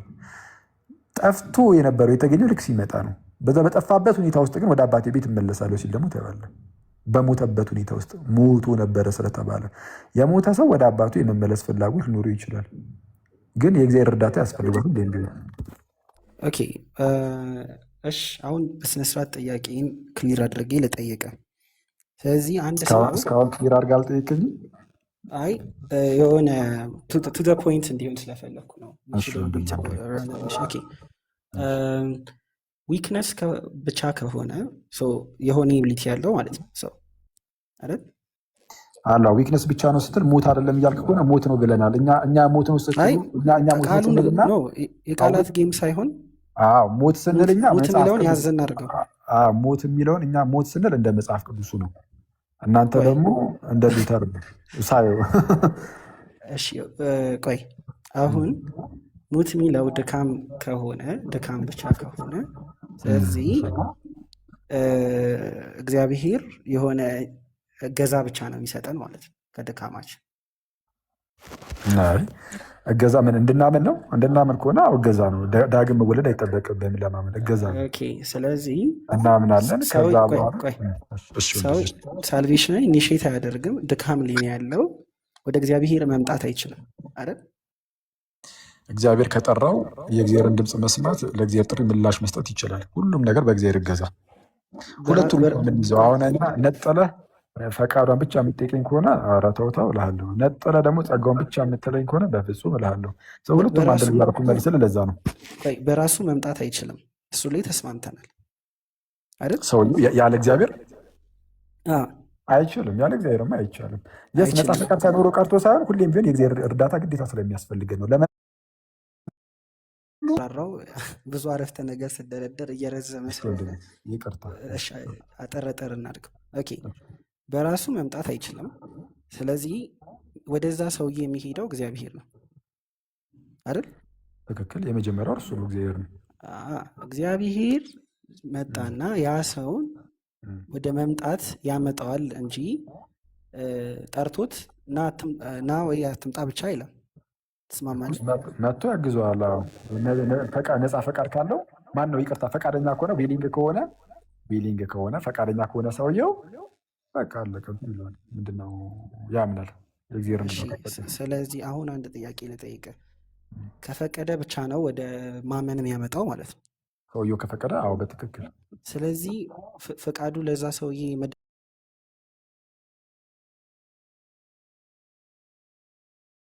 ዳኛ ምክንያት ምንጭ አይደለም። ይህን በምን አስረድተውታል መሰለህ? ኮዝ አይሆንም። ድህነቱን ለመቀበል ነው። ድህነቱን ለመቀበል ይህንን በጣም ጥንቃቄ አድርገን የምንናገሩ በምን መሰለህ ያብራሩት ይህን የኛ ሊቃውንት። ለምሳሌ ፀሐይ አለ። እሺ፣ ፀሐይ በሁሉም ይወጣል። በርህን ከዘጋው መስኮትን ከዘጋጋ ወደ ቤትህ ላይገባ ይችላል። ስለዛ ያ የመጣው የፀሐይ ብርሃን ወደ ቤትህ እንዲገባ ተነስተህ አንተ መስኮቱን መክፈት አለብህ። መስኮቱን ስትከፍተው ያ ፀሐይ ይገባል። ለዛ ፀሐይ ምንጩ አንተ አይደለህም። ፀሐዩን አንተ አልፈጠርክም። ስለዛ ፈቃድህ ጸጋን አይፈጥርም። ግን ምንድነው ወደ ቤትህ ግን እንዲገባ ግን አንተ ራስህ ፈቅደሃል። ከዚህ አንጻር ከሆነ ምክንያትን ያልከው ችግር የለውም። ይሄ አናሎጂ ኮላፕስ ያደርጋል። ምክንያቱም ህጻጽ ሊኖረው ይችላል። ኦፍኮርስ መስኮቱን ለመክፈት ፀሐዩ እንዴት እንትን አለው ልትል ትችላለህ። ስለዚህ ምሳሌዎች እኮ ህጻጽ ይኖራቸዋል። ይሄ አናሎጂ ኮላፕስ የሚያደርገው ምንድን ነው? አውቃም። እስቲ ግን እንዴት ነው ኮላፕስ ያደርጋለከው? እሺ፣ ዩኒቨርሳል ግሬስ አለ። ፀሐይ በርቷል። ስለዚህ አንተ ነህ መክፈት ያለብህ ካልከኝ በሩን። ስለዚህ ኢኒሼት እያደረክ ያለው ሳልቬሽንን አንተ ነህ ማለት ነው። ካልሆነ ልትድን አትችልም። እንዴት ኢኒሼትን ያደርጋለሁ? መጀመሪያ ፀሐዩ ተመቶልኝ። ፀሐዩ ባይመጣ ሊኖረው እኮ ነው እኔ ኢኒሼት አደረኩ። ፀሐዩ ባይ ዲፎልት መጥቷል። ለራስህ ግን እንድታየው አንተን አክት ማድረግ ያለብህ ለራሴ ምን አገኘህ? ፀሐዩ እኮ ለእኔም ጭምር እኮ ነው የመጣው። ለእያንዳንዱ ግለሰብ እኮ ነው የመጣው። ለሁሉም መጥቷል። እሱን ቆይ ተስማማ። ለሁሉም መጥቷል። ግን አንተ ፀሐዩን እንድታገኝ የመጀመሪያውን አክሽን የምትወስደው አንተ ነህ። ስለ በሩ የምትከፍተው አንተ ነህ አይደለም። የመጀመሪያው አክሽን የፀሐዩ መምጣት ነው። ቆይ ፀሐዩ መጥቷል እኮ ካልከፈትክ በሩ ሎጂካሊ አይደለም። ቆይ እሺ፣ ቀጥል። በምሳሌ ነገር ላይ በጣም ብዙ ተከራከረን፣ ግን ቀጥል። እሺ፣ አይ ምሳሌ ሊትራሊ አይወሰድም፣ ግን እኔ ሪዝኔን ነው እየሰጠው ያለሁት እና ማልቀበልበት ምክንያት ኮላፕስ ያደርጋል ያልኩም ለዛ ነው። ምክንያቱም በሩን መቶ የሚከፍትልህ ካለ ከውጭ የሆነ ሰው መቶ በሩን ከከፈተልህ ፀሐዩን ታያለህ። ግሬስ ካለው ግሬሱን ትቀበላለህ። ግን ግሬስን ለመቀበል አንተ ደግሞ በሩን የምትከፍት ከሆነ ስቲል ፀሐዩን ለማየት አንተ ነህ ኮዙ። ፀሐዩን ኮዝ ባታደርግም ፀሐዩን ለማግኘት ግን ኮዙ አንተ ነህ። ተረድተኛል? እሺ፣ በመጀመሪያ ደረጃ አሁን እኮ እየነገርኩ ያለሁት እኮ መስኮቱን ብትከፍተው ነው እያልኩ ያለሁት። ፀሐዩ ከሌለ የሚገባ ፀሐይ ይኖራል? አይኖርም። እሱን እኮ ዩኒቨርሳል ነው አለ። ለአንተም ጨኩስ በግለሰብ ደረጃ ኢንዲቪጁዋሊ ለአንተም ነው እያልኩ ያለሁት። አሁን መስኮቱን ስትከፍት ፀሐዩ ከሌለ በቃ ምንም የሚገባ ነገር የለም። አርፈህ ዘግተህ ጨለማ ሊገባልህ ይችላል። ተጨማሪ ቆይ አንዴ ይቅርታ፣ አንዴ ምንድነው ተጨማሪ ጨለማ ነው ሊገባ የሚችለው። ስለዛ የመጀመሪያው ነገር ፀሐዩ መኖር አለበት። ከዛ በኋላ ነው አንተ መስኮትን የምትከፍተው። ፀሐይ እስካለ ድረስ ብቻ ነው። ፀሐይ ከሌለ ተነስቶ መስኮቱን የሚከፍት እንደምን ያለ እብድ ወይም ጅል ነው የሚያስብለው እኮ። ፀሐይ ሲኖር ነው። ስለዚህ የመጀመሪያው ነገር ፀሐይ ነው። ከዛ ቀጥሎ ደግሞ አንተ ደግሞ መስኮቱን መክፈት አለብህ ነው። እሱ ነው እያልኩ ያሉት። እንደ አጠቃላይ ግን ስለ ትምህርት እየጠየቀኝ ከሆነ እና ምሳሌው ካልተዋጠልህ ተወው። ምሳሌው እኮ አስተምህሮ አይደለም። ምሳሌው አስተምህሯችን የገለጽንበት መንገድ ነው። እሺ አኪ መመሰልህ ምሳሌዎች ሁሉ ፐርፌክት አይደሉም አይደለ? እሺ አናሎጂዎች ሁሉ ፐርፌክት አይደሉም። አሁን አሲም ማድረግ የለብህማ። ይሄ ራስህ እኮ ነህ በጣም እንደው ፐርፌክት ካልሆነልኝ ብለህ እኮ እንትን እያልክ ያለው አንተ ነህ አንድሪው። ችግሩ አንተ እንደዚህ ካልከኝ ይሄንን ካስተካከልከው ፀሐዩን ያበራው እግዚአብሔር መጥቶ በሩ የሚከፍትልህ ከሆነና ፀሐዩ አንተ ጋር የሚደርስ ከሆነ እስማማለሁ። አንተ ፀሐዩን መክፈት ማትችል ከሆነ ማን ያለ ለምን ተብሎ ማን ቤት ውስጥ የፀሐይ ብርሃን እንዲገባ ፀሐዩንም ይሰጣል፣ መስኮቱን በራሱ እግዚአብሔር ይከፍታል። ማን በየትኛው ውስጥ ያውን ይህንን የሚያስረዳ አንድ የመጽሐፍ ቅዱስ ጥቅስ ስጠኝ። ጸጋ ማለት እሱ ነው። የለም አንተን ይህንን ያልከው ጸጋ ማለት በእምነት የምንቀበለው ነው። አንዴ ቆይ፣ እምነት የለህም። ኢንሄረንትሊ እኮ አንተ እምነት የለህም። ማን ያለው ፈቃድ ስላለ አምነህን የምትቀበለው የእግዚአብሔርን ጸጋ። ፈቃድህ እምነት አይደለም እኮ ቅድም እኮ ተስማምተን ነበር እኮ። እምነት በፈቃድ ይመጣል እኮ አልኩ አይደለም? እየተሰማማን እሺ። አንዴ እግዚአብሔር ጸጋውን ይሰጠና ራሱ ደግሞ አንተ ምንም ሳትፈቅድ ደግሞ አምጥቶ ደግሞ ጸጋውን ውስጥ ይጨምራል የሚለው የእናንተ ትምህርት ነው። አሁንም ከአንተ የምጠይቅህ አንድ ጥቅስ ነው። እሱን ጥቅስ ስጠኝና እንቀጥል። ያለ ፍላጎታችን ያለ ፈቃዳችን ጸጋውን ይሰጠናል የሚል አንድ ጥቅስ ስጠኝ፣ ይህንን የሚያሳይ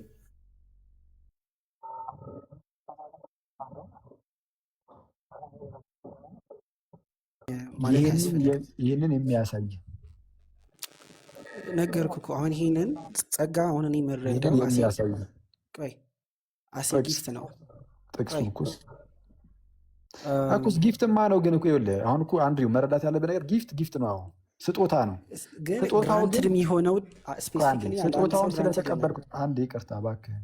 ለምሳሌ አንድ ስጦታ ይዤልህ መጣሁኝ እና ሰጠው ስሰጥህ አንተ ቴንኪው ብለህ መቀበልህ ስጦታ መሆኑን ያስቀረዋል እንዴ? አይደለም። አሁን ለምሳሌ ያስቀረዋል አያስቀረውም? ቆይ ፊልጵስዩስ ያስቀረዋል አያስቀረውም? ሁሉ አንተ መቀበል አትችልም። መንፈሳዊ ዓለም ላይ እሱ እኮ ነው ችግሩ። መቀበል አትችልም። ቆይ አንዴ ቆይ። አየህ አሁን እኮ እሱ ነው እዚህ ያለነው እኮ ወደኋላ እንዳንበጠብጠው የመጽሐፍ ቅዱስ ዝም ብዬ ልዘርዘርልህ መሰለኝ መቀበል እንደሚያሳይ። ቆይ አይደለም። አሁን ፊልጵስዩስ 1:29 እስቲ አንብብልኝ። እሺ አውጣና አንብብ። እሺ ቆይ ፊልጵስዩስ 1:29 ነው 2:29 ነው ብቻ። ቆይ ኤግዛክትሊ ምን የሚለውን እንደሆነ ንገረኝና። እንደዚህ ይላል፣ በክርስቶስ እንድታምኑ ብቻ ሳይሆን ስለ እርሱ መከራ እንድትቀበሉም ይህ ጸጋ ተሰጥቷችኋልና። በእንግሊዝኛው ላንብብልህ ወይስ? ቆይ በአማርኛው ምዕራፍ 1 ቁጥር 29 ነው። እሺ ያው ጨማምርሃል ስታነብ እንዲህ ይላል። ጨማምርሃል። ለምንድን ነው የጨመርከው ስታነብ? አልጨመርኩም። ስክሪን ሼር ባደርግ ደስ ይለኛል። እስቲ እንትን በለው ስክሪን ሼር አድርገውና አንብበው። አሁን ያነበብኩን አማርኛ አይ ቲንክ 1000 ፎሎወር መሆን አለብኝ። ፎሎ አድርጉኝ። ከየትኛው መጽሐፍ ቅዱስ ላይ ነው የተቀበልከው? አድርጉት። ከየትኛው መጽሐፍ ቅዱስ ላይ ነው ያነበብከው? ባይብል.ኮም ቪው ቨርዥን ላይ ሃርድ ኮፒ አልያዝኩም። ከአዲሱ መደበኛ ትርጉም። እሺ ለማንኛውም አይ ጸጋ ምናምን የሚለውን ቃል ስለጨማመርክ ነው። ችግር የለውም ቢኖርም እንዲህ ይላል፣ ይህ ስለ ክርስቶስ ተሰጥቷችኋል እና ስለ እርሱ መከራ ደግሞ ልትቀበሉ እንጂ በእርሱ ልታምኑ ብቻ አይደለም አለ። ምን ልስማ። ይህ ስለ ክርስቶስ ተሰጥቷችኋልና። ይህ ምን የሚለው ምን ነው? የተሰጣችሁን ነው። ጸጋው ነው ወይስ ምንድን ነው? አይ የተሰጣችሁ ነው። እሱን መከታችን ነው ያብራራው። የተሰጣችሁ እንድታምኑ ብቻ አይደለም ማለት ማመን ብቻ አይደለም ያለባችሁ፣ ይልቁንም በክርስቶስ መከራን መመር ነው። እናንተ አሁን ወደ ክርስትና የመጣችሁት ወደዚህ ነገር የቀረባችሁት እንድታምኑ ብቻ አይደለም። መጽሐፍ ቅዱስ ሐሳብ ጸጋ የሚለውን ኬቱ ጋር ነው ያነበብከው? እንደውም እንደዚህ ካመጣ እጠይቅሃለሁ። ኬት ነው ያነበብከው? አዲሱ መደበኛ ትርጉም አለ። አዲሱ መደበኛ ትርጉም የራሳችሁ መጽሐፍ ቅዱስ ትርጓሜ ደግሞ የኢትዮጵያ መጽሐፍ ቅዱስ ማህበር አላሳተመው ማለት እኔ እንጃ። ዌብሳይት ላይ ነው ያነበብኩት። ሃርድ ኮፒ ነው ያልያዝኩት። ችግር የለውም። ተሰጥቷችኋል የሚለው ከ27 ጀምሮ በእንግሊዝኛው ስከፍት ላይፍ ወርዲ ኦፍ ጋስፐል ይላል። አይ ቲንክ ስለ ግሬስ የሚያወራ ይመስለኛል። ሙሉ ሀሳቡ የሚያወራው እንዴት መኖር እንዳለብን ነው የሚናገረው ማለት ወይ ከቁጥር 27 ጀምሮ ያለው። ኦኬ እሺ ቀጥል። እሺ ላንብብ ሙሉ በእንግሊዝኛ ይቻላል። ኦኬ whatever happens, conduct yourself in a manner worthy of the gospel of Christ. Then whether I come and see you or only hear about in my absence, I will know that you stand firm in the one spirit, striving together as one for the faith of the gospel. Okay. ለምን እንደሚሆን አይነት አኗኗር ኑሩ ይላል። Worthy manner, like the gospel of Christ. the gospel of Christ. እንደሱ አሁን ለክርስቶስ ወንጌል እንደሚሆን አይነት አኗኗር ኑሩ እያለ ነው አይደለም? ስለዚህ እንዴት መኖር እንደሚገባ ነው እየተናገረ ያለው አይደለም? ነው እሱ እንደና ያላረኩም ትክክል። ከዛ በኋላ እየተናገረ ያለው በቃ ምክንያቱም የተጠራችሁት ነው እንድታምኑ ብቻ አይደለም። የተጠራችሁት እንድታምኑ ብቻ ሳይሆን ከክርስቶስ ጋር መከራን እንድትቀበሉን ጭምር ነው። ቁጥር 28 ነው አንዴ እንደዚህ ይላል without being frightened in any way by those who oppose you, this is a sign to them that they will be destroyed, but you will be saved, and that by God. በእግዚአብሔር. So for it has been granted to you on behalf of Christ. ምንድን granted የሆነው it የሚለው ምን ነው የሚያሳየው? I think it should be grace አይደል? አሁን እኮ አንተ ነህ እያልክ ያለው ከላይ ጀምሮ እየተነበበ ያለው ወንጌል ለእናንተ ደርሷል። ወንጌልን ሰምታችኋል፣ የእግዚአብሔርን ቃል ተቀበላችኋል። ስለዛ ለተቀበላችሁት ወንጌል የሚሆን ለተቀበላችሁት ቃል የሚሆን አይነት አኗኗርን ኑሩ ነው። ምክንያቱም እናንተ የተቀበላችሁት ይህንን እንድታምኑ ብቻ ሳይሆን መከራን እንድትቀበሉም ጭምር ነው እያለ ያለ። አኗኗርን ወደ ክርስትና ስትመጣ የተቀበልከው ቃሉን ምኑን ከዚህ አንጻር ነው እንድትኖር የተጠራኸው ነው ወዳጅ። እንዳምን አኗኗሪ ግራንትድ የሆነ የተሰጠኝ ይሄ ቃሉ ለወንጌል በሚስማማ መልኩ ኑር አይደል የተባልከው? ቃሉ የተሰጠህ ማለት ነው። ቃሉ እግዚአብሔር ቃል ግሬስ ነው ብለን የምታምነው? በእግዚአብሔር ቃል ግሬስ እንቀበላለን። እሱ የተለየ ነው አልከ ማለት ነው። ስለዚህ አሁን ጥያቄ ምንድን ነው እኮ አሁን ምንም እኮ እዚህ ላይ አሁን ያሌለ ቃል ጨምረሃል። ግን እሺ እንደዛም ሆኖ ምንድን ነው ጥያቄ እዚህ ጋር? አይ ዶንት ቲንክ እኔ በአማርኛውን ቨርዥን ያነበብኩት ግሬስ ይለዋል እሱ። ግን ኢት የሚለውን አንተ አልነገርከኝ እኮ። እንደዛ ነው ያልኩህ። ወንጌልን ተቀበልሃል፣ የእግዚአብሔርን ቃል ተቀበለህ፣ ክርስትናን ተቀበለህ እየኖርክ ያለው እንድታምን ብቻ አይደለም ነው። ከነዚህ ከሌሎቹ ተለይተህ የወጣኸው ዝም ብዬ አምኛለሁ ብቻ ብለህ እንድትኖር ሳይሆን ከክርስቶስ ጋር በመከራው እንድትተባበረው ነው እኮ ነው። ግራንትድ ቱ ዩ የሚለው ምንድን ነው? ተሰጥቷችኋል ነው። ምንድን ነው እሱ? የእግዚአብሔር ቃል ተሰጥቷል፣ ወንጌል ተሰጥቷል። ስለዚህ እግዚአብሔር ቃል ያድናል አይደለ? እስካመንክ ድረስ ኦፍኮርስ። ስለዚህ እግዚአብሔር ቃል እግዚአብሔር ጸጋን ይይዛል አይዝም? የሚያድነውን እግዚአብሔር ጸጋ ይይዛል አይዝም? እስካመንክ ድረስ የእግዚአብሔርን ቃል እስካመንክ ድረስ ነው። አሁን እሱን አይደለም እስካመንኩ ድረስ ሳይሆን ጥቅሱ እንደዛ ያለበትን እምነት ሮሜ ምዕራፍ 10 እንዲህ እምነት ከመስማት ነው፣ መስማትም ከእግዚአብሔር ቃል ይላል። ቆይ ወደሱ ለአንተ እንዴት ማስረጃ ሆነ? እምነት ከመስማት ነው፣ መስማት አንተ ያልከኝ ቃሉ ራሱ ጸጋውን ተሸክሞ መጥቶ ዝም ብሎ ያደርጋል እያልክ ነው። እንደዚህ የሚል አምጣ። ቆይ አሁን እኮ ቃሉ አያድንም አላልኩም፣ ግን እንትን እያደረክ ነው፣ ሰዓቱን እየገደልክ ነው። ለምሳሌ አይደለም ብዙ ቨርሶች አሉ በእግዚአብሔር ቃል እንደተወለድን ይናገራል አይደለ? ችግር የለውም። እሺ ራሱ ረብሻል። በእናትህ አስተካክል። ኤርፎን አድርገሃል እንዴ? ያ ግን አይ ቲንክ ላይብረሪ ስለሆንኩ ፒኤችዲ ሩም ነው ያለሁት ላይብረሪ ሰው ልረብሻቸው ይችላል። አንተ ድምፅ ካረበሻቸው የኔ ድምፅ ይረብሻቸዋል ወንድም? አይደለም። እሺ ላውጣውና ይሻላል መሰለኝ። ኦኬ አሁን ጥያቄ ሰላም እንድናምን ነው የሚለው እንድናምን አይደለ? granted to you that for the sake of Christ you should not only believe in him እንድናምን ብቻ ሳይሆን የሚለው አለ በአንተ ባይበርክ። ስለዚህ እምነት ተሰጥቶናል ነው እንድናምን የተሰጠን ነገር አለ።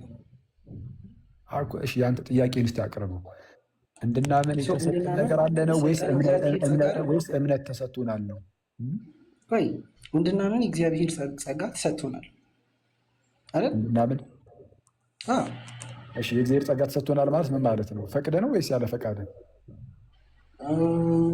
መፍቀር አትችልም በሚለው እኮ ቀደም አውርተናል። እኔ በእኛ ቪው ኬታ መጣ በአንተ ቪው ያንተን ቪው እኮ ከሌሎች ሉትራኖች ጋር አውራበት ለጊዜው። የእኔን እየጠየቀኝ የመጽሐፍ ቅዱስን ከሆነ የምጠይቀኝ የሉትራኑን ለሉትራን የመጽሐፍ ቅዱስን ለእኔ ጠይቀኝ። የመጽሐፍ ቅዱስን እየጠየቀኝ ከሆነ ያለ ፍላጎት የሚል የለም። አሁን እናንተ እንዳልከኝ ደግሞ ቅድም ነግሬሃለሁ። ሕያው መሆን የምርም ከመሞት ከሆነ ደግሞ ድካም ብለዋል። ከድካም ወደ ህይወት መጣን ሕያዋን ሆንን ነው። ድካሙ ራሱ ሞት ነው እንዴ? ሞት ውስጥ እኮ ያለ ነው። ከእግዚአብሔር ከአባታችን እኮ ርቀን የነበር ነው። እግዚአብሔር እኮ ህይወት ነው። ከዚህ ከህይወት ርቀን ነበረ፣ ወደ ህይወት ተመለስን፣ ወደ አባታችን። እግዚአብሔር ብርሃን ነው። ከብርሃን ርቀን ጨለማ ውስጥ ነበርን፣ ወደ ብርሃን ወጣን። ነው ከድንግዝግዝ ጨለማ ወደሚደንቀው ብርሃን መጣን። ምንድን ነው ወንድሜ? እስቲ እንደው በደንብ ወደ ቀደሙ ፖይንት እንዲያመጣልኝ፣ ምክንያቱም እግዚአብሔር መቶ ድካም ላይ ያለኸው ብለናል። ድካም ወዳለበት ሰው ያ ድካም ያለበት ወደ እግዚአብሔር መምጣት ስለማይችል እግዚአብሔር ወደ እሱ ይመጣል ካልከኝ፣ እግዚአብሔር መምጣት ስለማይችል ማለት በራሱ መምጣት አይችልም ብለኸኛል። ዝም ብሎ ያለ ጸጋው ነው አይቻልም። ያለ እግዚአብሔር እርዳታ አይቻልም። በቃ ባጭሩ እሱንማ ተናገርን እኮ። ሁሌም ቢሆን ሁሉም ጉዳይ ነው። ስለዚህ አንድ ሰው ከመጣ ወደ ድነት ወደ ማመን ከመጣ በእግዚአብሔር እርዳታ ካልን፣ የሚጠፋው ደግሞ በራሱ ካልን፣ ቆይ አንዴ የሚድነው በእግዚአብሔር እርዳታ ብቻ ብያለሁ እንዴ? ብቻ አላልክም። ብቻ ፈቃዷንም አትርሳታ። ፈቃዱንም ተጠቅሞ በል። ፈቃዱን ከተጨመረማ ፈቃዱ እኮ መጀመሪያ ላይ የሚመጣ ከሆነ ፈቃዱ መጀመሪያ ላይ የሚመጣ ከሆነ ፈቃዱን ኮዝ ይሆናል ብያለሁ እንዴ? ቆይ አንዴ ኮዝ የሚለውን እኮ ነገርኩ። ይሄ ከዚህ ከሲነርጂው አንጻር ከሆነ ይሆናል፣ ምንም ችግር የለውም። ከዛ አንጻር ይሄ ድህነትን ሰማኛ። እኛ ደግሞ ከጥንት ከነበሩ የእስያ ሊቃውንት ጋር እና አባቶች ጋር ስለምንስማማ በምን መልኩ ነው የምንመልሰው መሰለ? እነሱ በመለሱ መልስ እንድመልስ ምን ይላል እግዚአብሔር? ምንድነው ሀገርን ካልጠበቀ ጠባቂ በከንቱ ይደክማል የሚል መዝሙር ላይ ያለውን ያነሳና፣ ወይም ደግሞ እግዚአብሔር ቤትን ካልሰራ ሰዎች በከንቱ ይደክማሉ ይላል። እግዚአብሔር ቤትን ካልሰራ ሰዎች በከንቱ ይደክማሉ። ስለዛ እግዚአብሔር ከሌለ ከንቱ ድካም ነው። ምንም ወፍ ስለደከምክ ምናምን ነገር አይደለም ተብሎ ቢነገርና ይህንን ነገር ለእግዚአብሔር ብትሰጥ ማለት ነው። እግዚአብሔር ቤትን ካልሰራ ሰራተኞች በከንቱ ይደክማሉ እንደተባለ ሁሉ ምሕረት ለወደደ ወይም ለሮጠ አይደለም ከሚምር ከእግዚአብሔር ነው ሲባል ልክ እንደዚህ ነው ይላል። ልክ እንዴት ነው? አዎ እግዚአብሔር መሐሪ ሆኖ እስካልመጣ ድረስ አንተ ብትፈርጥ በአናት ብትተከል ልትማር አትችልም። ስለዛ ትልቁን ድርሻ የምንሰጠው ለእግዚአብሔር ነው። የእግዚአብሔር ጉዳይ ነው። ምሕረት መጀመሪያ የሚፈሰው ከራሱ ከእግዚአብሔር ስለሆነ ምሕረት ገና ከጅምሩ ከእግዚአብሔር ካልመጣ በስተቀር ሰዎቹ እሺ እንማር ብለው ሊመጡ ምሕረትን ሊወዱም አይችሉም። ምሕረት በሌለበት ሁኔታ ማለት ነው። ምሕረት ከእግዚአብሔር ነው። ከዛ በኋላ ነው የሚመጣው። ስለዛ ልክ እንደዛ ነው። እግዚአብሔር ቤትን ካልሰራ ሰራተኞች በከንቱ ይደክማሉ ተብሎ እንደተነገረ እግዚአብሔር ካልማረ ምሕረትን የሚወድ ለምሕረት የሚሮጥ በከንቱ ይደክማል። ምሕረት ለወደደ ወይም ለሮጠ አይደለም ከሚምር ከእግዚአብሔር ነው ሲል በዛ መልኩ ነው ብሎ ይፈተዋል። ከዛ አንጻር ነው። እሺ ሰው ምሕረት የሚሰጥ ስለፈቀድክ ነው ወይስ አይደለም? ሳትፈቅድ አይሰጥህም። አስቀድሞ ምሕረቱ ቀጥታ ከእግዚአብሔር መሆን አለበት። መጀመሪያ ምንም ነገር ሳይባል ከእግዚአብሔር ከዛ በኋላ ስትፈቅድ ምሕረቱ ይሰጥሃል። ምናልባት ግን አንተ ይህንን ክፍል ዝም ብሎ ሊትራሊ እንደዚህ እየወሰድከው ከሆነ ማለት ነው አንተንም ደግሞ የሚይዘ ነገር ይኖራል። ምን እዛው ጋር ምንም ነገር ሳታደርግ ደግሞ ራሱ እግዚአብሔር አምላክ እልኸኛ ያደርግሃል፣ ይጠላሃል የሚል ቃል ስላለ ምንም ከአንተ ምንም መጥፎ ነገር ሳታደርግ ምንም ክፉ ነገር ሳይታይ በእግዚአብሔር ይጠላሃል። እግዚአብሔር ሰውን አይጠላም። የሚጠላው እዛ ጋር አለ። አሁን ራሱ የጠቀስከው ጥቅስ ላይ እኮ እንደዚህ ይላል። እኔ አሁን እያወራሁ ያለሁት ከድነት መልካም ይሄው እና ታዲያ እሱን እኮ ነው የምልህ። መልካምም ክፉም ሳያደርጉ ገና በእናታቸው ማህፀን ሳሉ ያዕቆብን ወደድኩ ኤሳውን ጠላሁ ይላል። አንተ የጠቀስከው ጥቅስ ላይ አይተዋል። ወደ አንተ ሲዞርብህ አይ አልክ። እዛው አሁን አንተ የጠቀስከው ደግሞ ምሕረት ለወደደ ወይም ለሮጥ አይደለም የሚለውን ደግሞ እዛው ጋር ሲያብራራው የሚወደውን ይመራዋል፣ የሚወደውን ደግሞ እልኸኛ ያደርጋል ይላል አይደል? ፖይንቴን እያስቀየርከኝ ነው። እኔ ስለ አንተ ሰው አይደለም በራስህም መጥቶ እንድትረዳው እኮ እግዚአብሔር የሚወደውን ይመራዋል፣ የሚወደውን ደግሞ እልኸኛ ያደርጋል ይላል አይደል? አይደለም ቅድም ይላል አይደል? ቆይ እኔ አይልም አላልኩም። አንዴ አይልም አላልኩም ሳይሆን እንድትለኝ የምፈልገው በመጀመሪያ ደረጃ ይላል አይልም? የሚወደውን ይመራዋል፣ የሚወደውንም እልኸኛ ያደርገዋል። የሚወደውንም እልኸኛ ያደርገዋል ነው እንደዛ ነው የሚለው። እሱ ስለ ሶቨርኒቲ ኦፍ ጋድ ነው። እሺ አሁን እኔ ቆይ ና ተመለስ። ቆይ አንዴ ላውራ። ለምን ይህንን ፈራኸው? አይደለም አንዴ ላውራ። ለምን ፈራኸው? ይህንን በእኛ ኮንቴክስት አታብራራው ብለኛል። ሶኒ በአንተ ኮንቴክስት እኮስ ቆይ አንዴ ቆይ እኮስ አንተ ስትጠይቀኝ መልስ መልሰልህ ከአንተ አንጻር እያደረግኩኝ ልመልስልህ። አንተ ይህንን ልክ እንደዚህ እንደማትቀበል ለምሳሌ ቆይ አንዴ ከራሴ አንጻር ነው የመለስኩ ያለሁት፣ ግን ስትጠይቅ መመለስ ከራሴ አንጻር ብቻ ሰማኛ። ሚት አድርገው የተጠየቀው ጥያቄ ምህረት ለወደደ ወይም ለሮጥ አይደለም ከሚምር ከእግዚአብሔር ነው እንጂ ይላል ሮሜ 9:16 ላይ ማለት ነው። እሱ በምን እንደሚፈታው ብያቸዋለሁ። ምህረት በቃ ምህረትን ለፈለገ ሰው ምናምን ነው አይሰጥም የሚል ነገር እንድትይዙ ነው ይህ ነገር የተነገረው። ምህረት ለወደደ ወይም ለሮጥ አይደለም። ስለዚህ ምህረትን አትውደዱ፣ ለምህረት አትሩጡ። በቃ እግዚአብሔር ነው ዝም ብሎ ራሱ የፈለገውን የሚያደርገው። ምህረትን እንዳንወድ የሚያደርግ ነው? ምህረትን እንዳንፈልግ የሚያደርግ ነው? በፍጹም አይደለም። ይህን የመጽሐፍ ቅዱስ ክፍል ብታዩት እንዳለ የሚናገረው ራሱ ክፍሉ ማለት ነው። ሮሜ ምዕራፍ 9 ምዕራፍ 10 አይሁዳውያን ለምን አትመለሱም ወደ እግዚአብሔር እባካችሁን ተመለሱ የሚል ጭቅጭቅ ነው። ባለማመናችሁ ጠንቅ እንደዚህ ሆናችሁ፣ እግዚአብሔር ግን ሁሌም እጁን ወደ እናንተ ይዘረጋል። እኔ በጌታ አንድ ጥቅስ ላንብብላችሁ እዚሁ ጋር ቀጣዩ ምዕራፍ ራሱ ተያያዥ ስለሆነ ማለት ነው። ምዕራፍ 10 ላይ እንዲላል ሮሜ ምዕራፍ 9 ከዛ ምዕራፍ 10 ተያያዥ ነው። እሺ አይደለም የሚል ሰው ካለ ገብቶ ያወራል። ምዕራፍ 9 10 11 ተመሳሳይ ነው። ስለዚህ ጉዳይ እያብራራን ይሄድና እንዲህ ይላል ምዕራፍ 10 ቁጥር 21 ላይ ስለ እስራኤል ግን ይላል ቀኑን ሁሉ ወደማይታዘዝና ወደሚቃወም ሕዝብ እጄን ዘረጋው ይላል። እግዚአብሔር እኮ ነው አይተዋል። ስለ እስራኤል እኮ እንደዚህ የሚለው እንዴ ወደ ማን ነው እጁን የዘረጋው ያለው? ወደሚቃወም። እጁን የዘረጋው ሊምራቸው ነው አይደለም እንዴ? እንደነዚህ ሰዎች አባባል እኮ እጁን የዘረጋው እዛው ሊያጋጫቸው ነው እያሉን እኮ ነው። እጁን የዘረጋው እኮ እጁን ዘረጋ ወደ እነርሱ ማለት እኮ ልመና እኮ ነው። ኑልኝ እኮ ነው። እጁን ዘረጋ ግን ወደ ምን አይነት ህዝብ? ወደማይታዘዝና ወደሚቃወም እኮ ነው የሚለው። ለምንድን ያላዳናቸው? እጁን ዘርግቶ ስለተቃወሙ። ስለዛ መመለስ አለባቸው የለባቸውም? አለባቸው። እሱን እኮ ነው እያለ ያለው። እመኑ፣ በእምነት ቢመለሱ ይምራቸዋል እኮ ነው እያለ ያለው። አረ እንደዚህ አይልም ይላል። የት? ሮሜ 11 ላይ ቀጣዩ ምዕራፍ ላይ ደግሞ እንደዚህ ይላል። ላሳያችሁ እንዴ የመጽሐፍ ቅዱስን እኮ መጽሐፍ ቅዱስ እኮ የሚነበበው አውዱን ተከትሎ ነው። በደምብ ስታየው ስትረዳው ቀላል ይሆናል። እንዲህ ነው። ሚዩት አድርገው ሌላውም ሰው ይማራል። አየህ አንተ ብቻ ሳትሆን ሌላውም ሰው ተው። እኔ አሁን እዚህ ጋር ከአንተ ጋር አውርቼ ቢያንስ የሆነ ሰዎችን እዚህ ጋር ሳልጠቅም ከወጣሁኝ ቀኔ ነው የሚበላሸው። ጌታ በሚያውቀው ማለት ኢንቬን ይሆናል። ዝም ብሎ በከንቱ ዝም ብዬ ተዳረቄ ብቻ ወጣሁኝ ነው የምለው። መሀል ላይ ስትገባ ቢያንስ የሆነ ሰው ትንሽ ጥቅም እንኳን እንዳያገኝ እያደረግህ ነው። ስለዛ መሀል ላይ አትግባ። ቢያንስ እንደዛ ላደርግ ካለዛ እኔ መጥቼ እዚህ ቲክቶክ ላይ እየተዘቀርኩኝ ታዲያ ማውራት ምን ይሰራልኛል? እኔ የማገኘው ጥቅም አለ እንዴ ከመድከም ውጭ እንዴ? ማለት ስለዛ በተቻለኝ አቅም በውይይት ውስጥ ክርስቲያን ወንድነቶችን ትንሽ የሚጠቅም ነገር ትንሽ የተወሰነ ነገር የሚያግዝ ነገር ካለ አላረዝምም። እሺ ምዕራፍ 11 ላይ እንደዚህ ይላል። ምዕራፍ 10 ላይ ምን ብሏቸው ነበረ? ቀኑን ሁሉ ወደማይታዘዝና ወደሚቃወም ሕዝብ እጅን ይዘረጋዋል። ምዕራፍ 9 ላይ ከላይ ምህረት ለወደደ ወይም ለሮጥ አይደለም ከሚምር ከእግዚአብሔር ነው ብሎ የለ? አዎ ምህረት የመጀመሪያው ምንጩ ከራሱ ከእግዚአብሔር ነው። ከዛ በኋላ ነው ያንተ የሚታየው እንጂ ራሱ እግዚአብሔር ነው አስቀድሞ። እና ከዛ በኋላ አይ በቃ ምንም ምህረትን በወደደ ምናምን አይደለም፣ በቃ ዝም ብሎ ራሱ እግዚአብሔር ብቻ ነው እንጂ ከሰውየው ምንም አይጠበቅም እንዳትሉ ግን ምዕራፍ 10 ቁጥር 21 ላይ ምን አለ? ስለ እስራኤል ግን ሲናገር ምን አለ? ቀኑን ሙሉ ወደማይታዘዝና ወደሚቃወም ህዝብ እጁን ዘረጋው ይላል። እጁን ዘረጋ እግዚአብሔር። ይኸው ሊምራቸው፣ ግን እነሱ ካልፈቀዱ አይምራቸውም። ፈቃድ ይጠይቃል። ማመን አለባቸው። ስለዚህ አሁን ጉዳዩ ምንድነው? ተመለሱ ነው፣ እመኑ ነው። ስታምኑ ብትመለሱ ብታምኑ እየፈውሳችኋል ነው። ይኸው ቀጣይ ምዕራፍ ላይ ደግሞ እንደዚህ ይላል።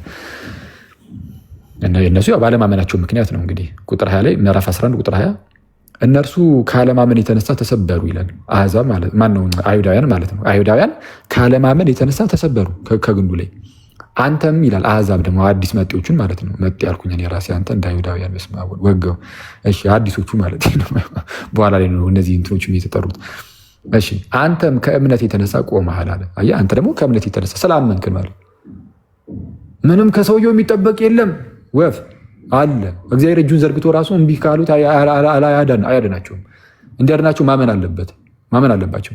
ፍራ እንጂ የትዕቢትን ነገር አታስብ ይለውና እግዚአብሔር እንደተፈጠሩት ለነበሩት ቅርንጫፎች የራራላቸው ካልሆነ ለአንተ ደግሞ አይራራልህም ይላል። አይተዋል። እነዚህ አህዛቦቹ ከአህዛቡ ግን የመጡት እኛ እኮ ገባን በቃ አለቀ ዞር በል ምናምን ነገር እንዳይሉ፣ ተራው የኛ ነው ጊዜው የኛ ነው ምናምን እንዳይሉ፣ ጊዜ ባለ ጊዜ እኛ ነን እንዳይሉ ከፍጥረታቸው ይኸው በስጋ በውልደት አንጻር በግንዱ ላይ የነበሩ አይሁዳን አይደል የተቆረጡት ባለማመናቸው ምክንያት ምን አለ እግዚአብሔር እንደተፈጠሩት ለነበሩት ለነዛ ቅርንጫፎች ለአይሁዳውያን ማለት ነው የራራላቸው ካልሆነ ማለት በምክንያት ያባረራቸው ስላልፈለገ ቀድሞ ስላልወሰነላቸው ስላልተመረጡ አይደለም፣ ስላላመኑ ያው ከላይ እነርሱ ካለማመን የተነሳ ተሰበሩ ስላለ ለእነርሱ በዚህ ምክንያት ካራራላቸው ለአንተ ደግሞ አይራራልህም። ስለዚህ ፍራ እንጂ የትዕቢትን ነገር አታስብ አለ። አየህ፣ ፍራ እንጂ የትዕቢትን ነገር አታስብ። እንግዲህ የእግዚአብሔርን ቸርነትና ጭከና ተመልከቱ ይላል። አሁን ምህረቱ ወይም ቸርነቱ በማን ላይ ነው? ጭከናው በማን ላይ ነው? የእግዚአብሔርን ቸርነቱንም ጭከናውንም ተመልከቱ። ጭከናው በማን ላይ ነው? እዛው ጋር ይመልሳል። ምን ብሎ? በወደቁት ላይ ነው። አየህ፣ ከምን የተነሳ ነው ወደቁ ተሰበሩ ያለው? ከላይ ካለማመን የተነሳ እምቢ በሚሉት ላይ ጨከነው በእነርሱ ላይ ይሆናል። ቀጠል አድርጎ ስለ ቸርነቱ ምን ይላል? በቸርነቱ ግን ጸንተህ ብትኖር የእግዚአብሔር ቸርነት በአንተ ላይ ነው። የእግዚአብሔር ቸርነት በማን ላይ ነው? በቸርነቱ ጸንተው በሚኖሩት ላይ፣ ሚኒንግ በሚያምኑት ላይ። አይ አላምንም ቢልስ እዛው ጋር ይመልሳል። ምን ብሎ? ያለዚያ አንተ ደግሞ ትቆረጣለህ። አለዚያ አንተም ትቆረጣለህ። እሺ አሁን አይሁዳውያን ውጭ ሆነዋል አይደል? አይ እናምናለን ቢሉስ ፈቅደው አስገድዶ ማድረግ የለም። ጥቅሱ እንደምታዩት እሺ እናምናለን ቢሉስ ይመልሳቸዋል? እግዚአብሔር ይምራቸዋል? ቸርነቱን በእነርሱ ላይ ይገልጣል። ኦፍኮርስ ምን ይላል ቀጣይ ቁጥር 23 ላይ እነዚያም ደግሞ የተሰበሩት ባለማመናቸው፣ በማመናቸው አይደለም ባለማመናቸው፣ በዛ በመቃወማቸው ማለት ነው። በመቃወማቸው በዛ ጸንተው ባይኖሩ፣ በመቃወማቸው ባለማመናቸው ጸንተው ባይኖሩ፣ ስለዚህ የሚመለሱ ማለት ነው በዛፍ ውስጥ ይገባሉ ይላል። አየህ፣ ባለማመን ጸንተህ ካልኖርክ ትመለሳለህ፣ ትገባለህ በዛፍ ውስጥ እየተባለ ነው። አይሁዳዊ እግዚአብሔር መልሶ ሊያገባቸው ይችላልና፣ እግዚአብሔር መልሶ ሊያገባቸው ይችላልና ይላል።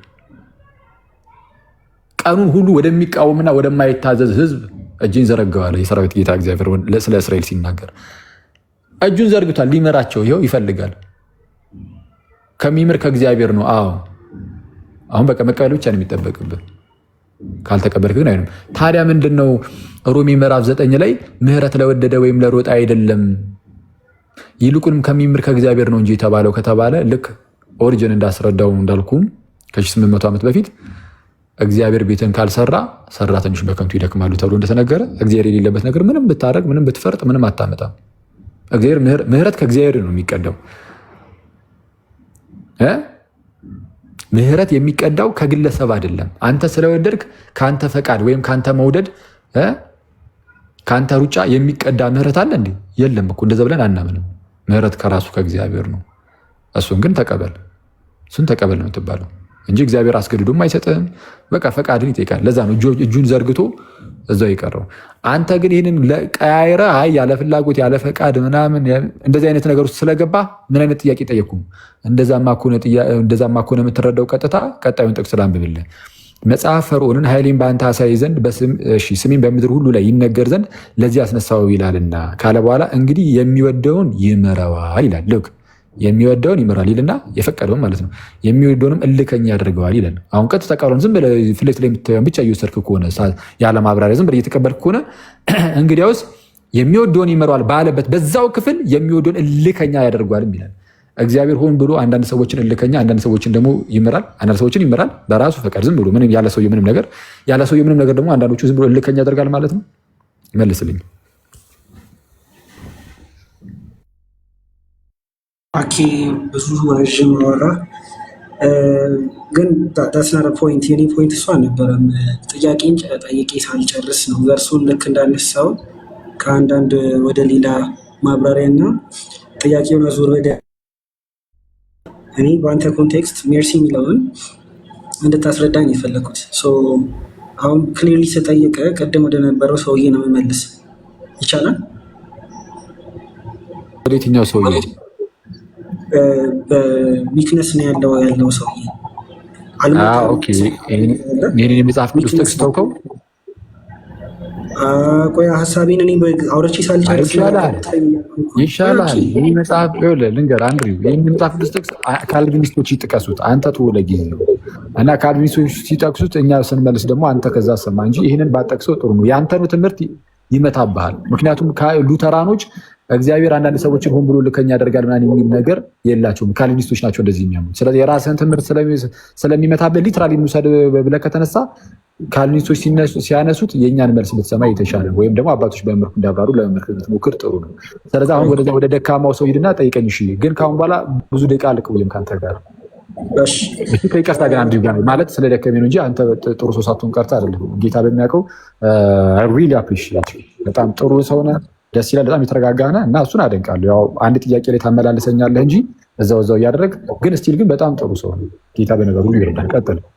ኦኬ ቴንክ ዩ። እሺ አሁን ደካማ ሰው የእግዚአብሔርን ምሕረት ለመቀበል ፈቃደኛ ነው ብለኸኛል አይደለም? ፈቃደኛ ይሆናል በእግዚአብሔር እርዳታ ፈቅዶ ማመን ይችላል። በእግዚአብሔር እርዳታ የሚያምን ከሆነ መጀመሪያ መፍቀድ አይችልም። መፍቀድ አይችልም ማለት ምን ማለት ነው? መፍቀድ አይችልም አይደለም። ኤቢሊቲው የለም አንልም እኛ፣ ወይም ካፓሲቲው ምንም ነገር የለም አንልም። አለ፣ መፍቀድ ይችላል፣ ግን ስቲል የእግዚአብሔር እርዳታ ያስፈልጓል ነው። እሺ አሁን እሱ የማይችልበትን አንድ ቨርስ ላሳየ። ዮሐንስ ወንጌል ምዕራፍ 6:44 ላይ አብ ካልሳበው በቀር ማንም ወደ እኔ ሊመጣ አይችልም ብሏል አይደል? ይላል። እና ታዲያ ምን አይችልም የሚለውን ካየኸው በእንግሊዝኛውን ከፈለክ ሂድና ተመልከት። ኖ ዋን ካን ከም ቱ ሚ ነው አይደል? ካን ማለት ኤቢሊቲ አይደል? እሺ ኩስ አብ ካልሳበው በቀር ወደ እኔ ሊመጣ የሚችል ማንም የለም አለ። በእንግሊዝኛው ማልኮ በአማርኛው ማልኮ ምንም ልዩነት እኮ አልፈጠረም። ስለዚህ አለመቻል እንዳለ ላሳይ ፈልጌ ነው። ሰው በራሱ እንደዛ አይደለም የሚለው፣ እንደዛ እኮ አይደለም። ቆይ በራሱ ብቻ እያልክ ከሆነ በራሱ ብቻ ነው ዝም ብሎ እንደዚሁ ነው ወደ እግዚአብሔር መምጣት የሚችለው አላልኩም። ግን የእግዚአብሔር እርዳታ ያስፈልጋል። ቆይ አንዴ፣ የእግዚአብሔር እርዳታ አይደለም፣ እንደዛ አይደለም። ጥቅሱ ምን ይላል የሚለውን እኮ መጠየቅ አለብን። ሮሜ 6:44 ላይ እኮ ቅዱስ ቄርሎስ የሚያብራራበት የመብራት መንገድ አለ። ቄርሎስ የእስክንድርያው ማለት ነው። ዮሐንስ አፈወርቅም ይህንኑ ክፍል አብራርቶታል። ዮሐንስ 6:44 ቅዱስ ዮሐንስ አፈወርቅ ሲያብራራ እንዲህ ምን ብለው ምንድነው? አንዴ እስቲ እንትን አድርገው ሚውት አድርገው እንትን ይላል። እሱን ለመሸፈን ስል ልብሴን ከፍ ማድረግ ስለሌለብኝ እሺ። ቅዱስ ዮሐንስ አፈወርቅ ሲያብራራ ምን ይላል? ዮሐንስ ወንጌል ምዕራፍ 6:44 ይላል። ይህን ክፍል ይልና ዮሐንስ 6:44 ማለት ነው መነናውያን የማኒኪዝም ፍቅር ውስጥ ያሉ ማለት ነው። መነናውያን ያን አንስተው ነፃ ፈቃድ እንደሌለንና ወይም በራሳችን ምንም ማድረግ እንደማንችል ይናገራሉ ይላል። ማን? መነናውያን። ቅድም ሮሜንም ስጠቅስ መነናውያን እንዲህ ይላሉ ብሎ ሌላ አባት የተናገረው ነገር ያለው። ዮሐንስ 6ንም ስጠቅስ መነናውያን ልክ አንተ እንደምጠቅሰው ጥንት ላይ መነናውያን ነበር የሚጠቅሱት በነገራችን ላይ። እና ከዚህ ራሱ ብትማሩ ጥሩ ነው። መነናውያንን ኢሚቴት እያደረጋችኋቸው ነው አሁን በዚህ 21ኛ ክፍለ ዘመን ላይ እና ሰው እንደዛ ያደርጋሉ ይልና ነገር ግን ሰው ነፃ ፈቃድ እንደሌለው የሚያሳይ ሳይሆን በተቃራኒው ነው ብሎ ያስቀምጣል። እንዴት? አብ ከሳበው በቀር ወደ እኔ ሊመጣ የሚችል ማንም የለም ማለት ነው። ወደ ጌታ ለመምጣት አብ ሊስብህ ይገባል። ምንድነው አብ የሚስብህ አስገድዶ ነው ይላል እዛ ጋር አይደለም አይልም። ከሳበው በቀር የሚለውስ ምን ማለት ነው ነው? እሱን ቁጥር 45 ላይ ይፈቷል ቄርሎስም በዚህ መልኩ የሚያስቀምጠው። ቁጥር 45 ላይ ምን ይላል? አንብቡ። ሁሉም ከእግዚአብሔር የተማሩ ይሆናሉ ተብሎ በነቢያት ተጽፏልና ነው የሚለው። እንደዛ ነገር ይልና ከአብ የሰማ የተማረም ወደ እኔ ይመጣል ነው የሚለው አይደለም? እስቲ ይኸው ቁጥር 45 ነው። ኦኬ እሺ፣ ልክፈተው አንዴ። ወደ እኔ ማንም መምጣት አይችልም ነው አይደል ያልከው? ቁጥር 44 ላይ አብ ከሳበው በቀር የሚለውን ቃል እዛው ጋር አብራርቶታል ጌታ ኢየሱስ ምን ማለት እንደሆነ። ይኸው ቁጥር 45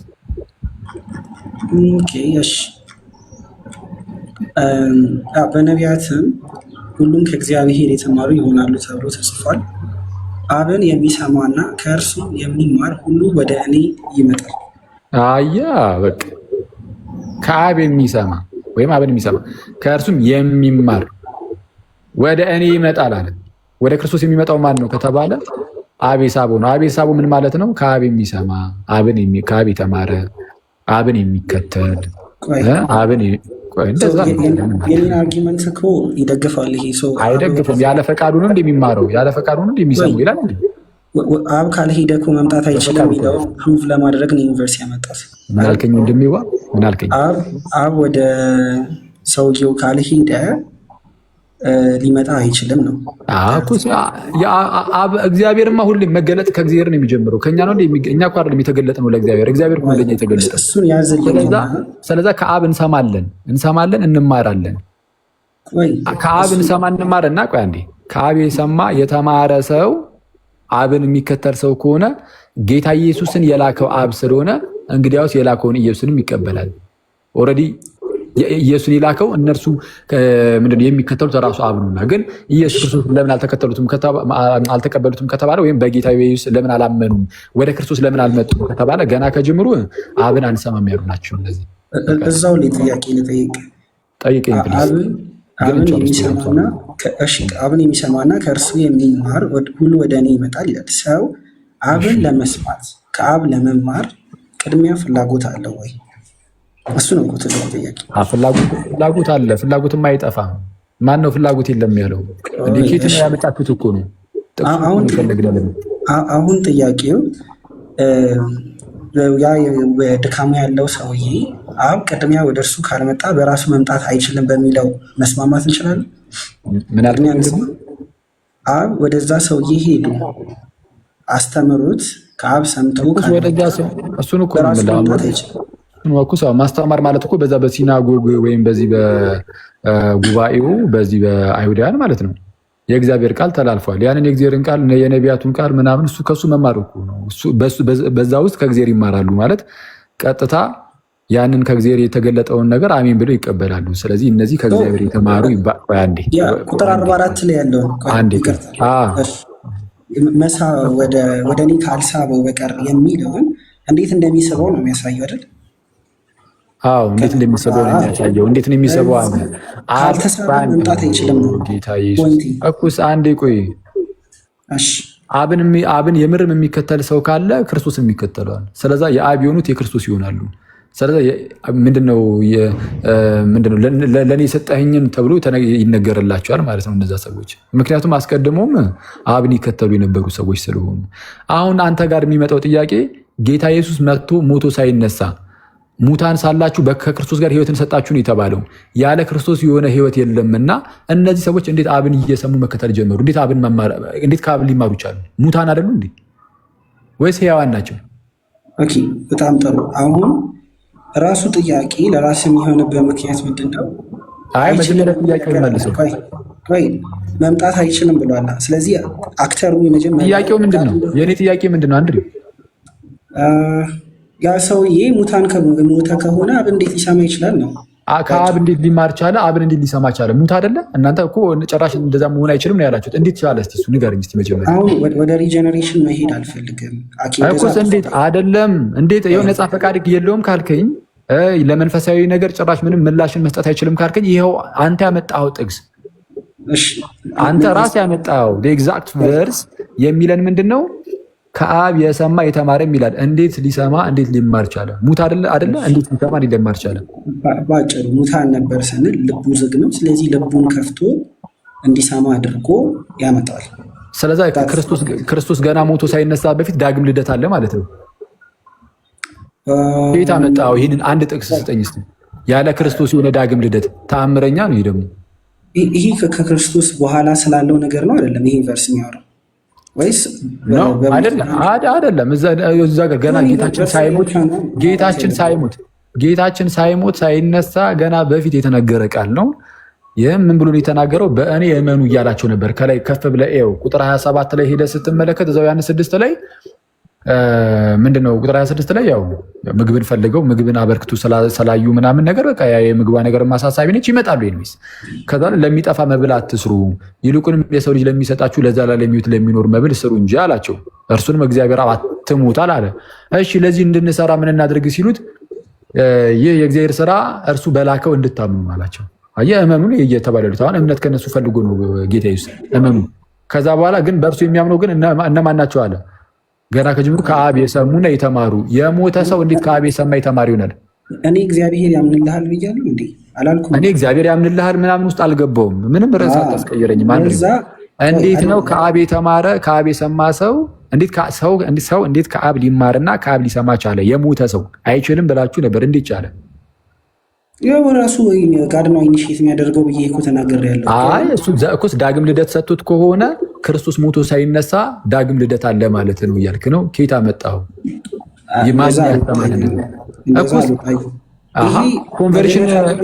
ኮንቨርዥን እናንተ ጋር ዳግም ልደት ተብሎ አይጠራም? ላሳይ። ቆይ አሁን ኮንቨርት የሚያደርጉ ሰዎች በዚህ በባይብል ቨርስ መሰረት ነው አይደል? አሁን አላልኩም እኔ በሰዓቱ ስለተነገረው ነገር ነው ንገረኝ እያልኩ ያለው። ከክርስቶስ ትንሣኤ በኋላ አይልም። እሱን ከክርስቶስ ትንሣኤ በኋላ ስላለው ነገር የተናገሩ የተባለበትን አሳይ። ኧረ አኬ እያደከምከኝ ነው። አሳየኝ። እኔ ደግሞ አሁን ስላለው አይደለም ጥቅሱ የሚያወራው። አሁን ጥቅሱን አምጥተህ የለ ጥቅሱን ስታመጣው ወንድሜ አንድሪው እዛ ጥቅሱ ላይ የተቀመጠውን ነገር ይዤ እያወራው ነው። ዝም ብሎ ጥቅሱን ያለ አውዱ ዝም ብሎ ማንጋጋት እኮ አይደለም። ጥቅሱን ካመጣኸው አይቀር እንኳን አመጣኸው አልኩና ከአብ የሰማ የተማረም ወደ እኔ ይመጣል ይላል። አንተ አሁን ከላይ ያለችዋን ነው እኛን ጥቅስ ትተህ ከላይ ያለችዋን ነበር ያዝከው። እኛን አላያትም በደንብ።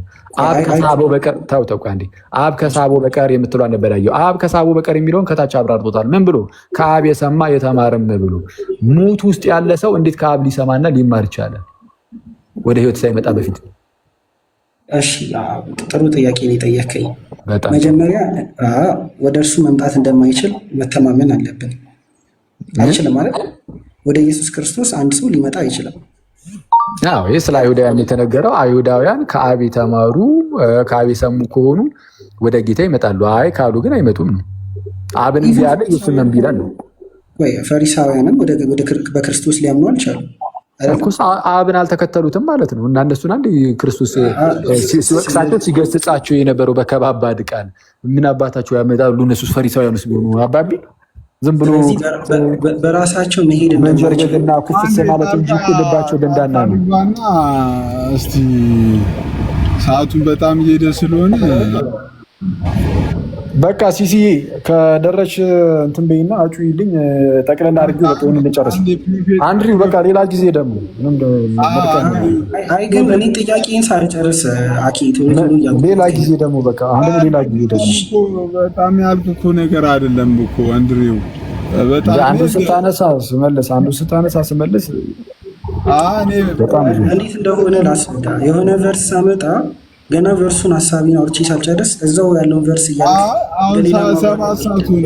ሰባት ሰዓት ሆነ። ቨርሶቹ ለፕሮፌት ሚኪያስ ልስጡና ላይቡን እንዝጋው። ፕሮፌት እንኳን ደህና ቆያችሁ። ሲሶዬ ሰላም ብያለሁ ሁላችሁንም። እንደው እኔም ጫጫታ ውስጥ ነው ያለሁት ሰዓትም ስለሌለባችሁ አንዱ ደቂቃ ለሶስት ውጥና ለወንድማችን ጨርሱ፣ ዝጉት። ሌላ ጊዜ እመጣለሁ። መጣዮም ፕሮፌት አንተም ካልተመቸ በቃ አንድሪው ወይ ማታ ወይ አኬ ሲከፍት ወይ ነገ ከነገ ወዲያ እኔ ስከፍት ያለውን ነገር እንቀጥላለን። በጣም ቴንኪው አመሰግናለሁ ሁላችሁንም። ሌሎች እንግዲህ አንድሪው ከታች ፖይንቲን ሳትይዝ ምንም እያለኝ ነው እና በቃ እንግዲህ አሁን ሌላ ጊዜ እናወራለን። ግን አንተም በተቻለ አቅም አንድሪው ወንድሜ ስትጠይቀኝ በተቻለ አቅም ማለት ነው የሆነ ነገር ለማወቅ ማለት ለመረዳት አትሊስት በእኛ ሳይድ ያለውን ወይም መጽሐፍ ቅዱሱን እኛ እንዴት እያየ ነው እንደሆነ ለማወቅ ያህል ምናምን ብቻ በዛ መልኩ አሁን ራሱ እንደዚህ ሳውራ ራሱ ከፍተህ ልትወራ አንተ ልጅ እና በዛ መልኩ ናና ጌታ በረዳልክ በቃ እንደዚህ ሳንጫጫው ምን ሳንል ተረጋግተን እናወራለን። ግዴታ አሁን በአሁን የሆነ እመን እንደዛ አድርግ እንደዛ ታደርግ ምናምን እንደዚህ ነገር ውስጥ እየገባው አይደለም። እንደዛ አይደለም እያደረግን ያለን። ግን አትሊስት ግን ያለውን ነገር በቃ ቀስ ብለህ ምናምን እንደ ጓደኛ ማቾች ነሰሰርሊ በአካል የምንተዋወቅ ጓደኛ ማቾች መሆን አይጠበቅብንም። በቃ እንደ ጓደኛ ማቾች ተከባብረን ተዋደን ዝም ብለን የተወሰነ እናወራለን ምናምን ከሲደክመን እንደዚህ ደግሞ በቃ እንላለን በቃ እንላለን። ቀስ በቀስ ደግሞ እግዚአብሔር ያስተምረናል፣ ጌታ ይረዳናል፣ ይመራናል። እና ቅድም እንዳልኩ በጣም ጥሩ ወንድም ነህ። ዛሬ እስካየሁ ከዚህ በፊት አውርቼ አላውቅም፣ ወደፊቱም አላውቅም። ዛሬ ግን ጥሩ ነው፣ ጸባይ ጥሩ ነው። ጌታ በነገር ሁሉ ይርዳ። አመሰግናለሁ ወንድሜ። ያደከምኩም ብዙ ጥያቄ ያነሳ ነው። በጣም ብሮድና ሰፊ ቴዎሎጂ ስለሆነ ነው። ሌላ ጊዜም እንቀጥላለን። ግን ያ ሁሉንም ቨርሶች በስነስርዓት እያየን እናወራለን። ቴንክ ዩ። እሺ ወንድም አንዱን በጣም ሌሎቻችሁንም በጣም ነው የማመሰግነው። ታችም ላይ ያላችሁ ቴንክ ዩ። እግዚአብሔር ያክብርልን። ፓፓ ፓፒቾ ፓፒቾ ይላ ማቃደኛ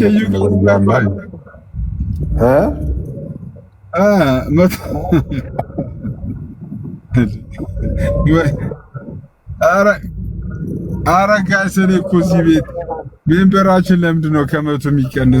አይ 109 አሪፍ ላይ ነን ያለነው። ለማንኛውም ምንድን ነው ሜምበር ቆይ የምትለው የት አለ እስቲ? ሜምበር ምንድን ነው? ማን ነው? ምንድን ነው? ወዴት ነው? እኔ ሜምበር ልሁን? ምንድን ነው ሜምበር? ለቤቱ በጣም አሪፍ ነው ሜምበር መሆን። የቱ ጋር ነው ሜምበር የሚኮነው? እዛ የልብ ምልክት አለች፣ ከላይ የልብ ምልክት አለች። እሷን ተጭኖ አንድ ኮይን መስጠት ነው። አንድ ምን መስጠት? አንድ ኮይን። የት አለ እስቲ ታዲያ? አንድ ሺህ ሰው አለ። የአበባ ምልክት እኮ ነው የሚታየኝ። የልብ ምልክት አለች ላይ ሲሶ የሚለው አጠገብ ላይ የልብ ምልክት አለች። እንዴ ኧረ ሲሶ ጋር የለም እባክህ እናንተ ሰው ይታያችኋል? አለ 112 ነው።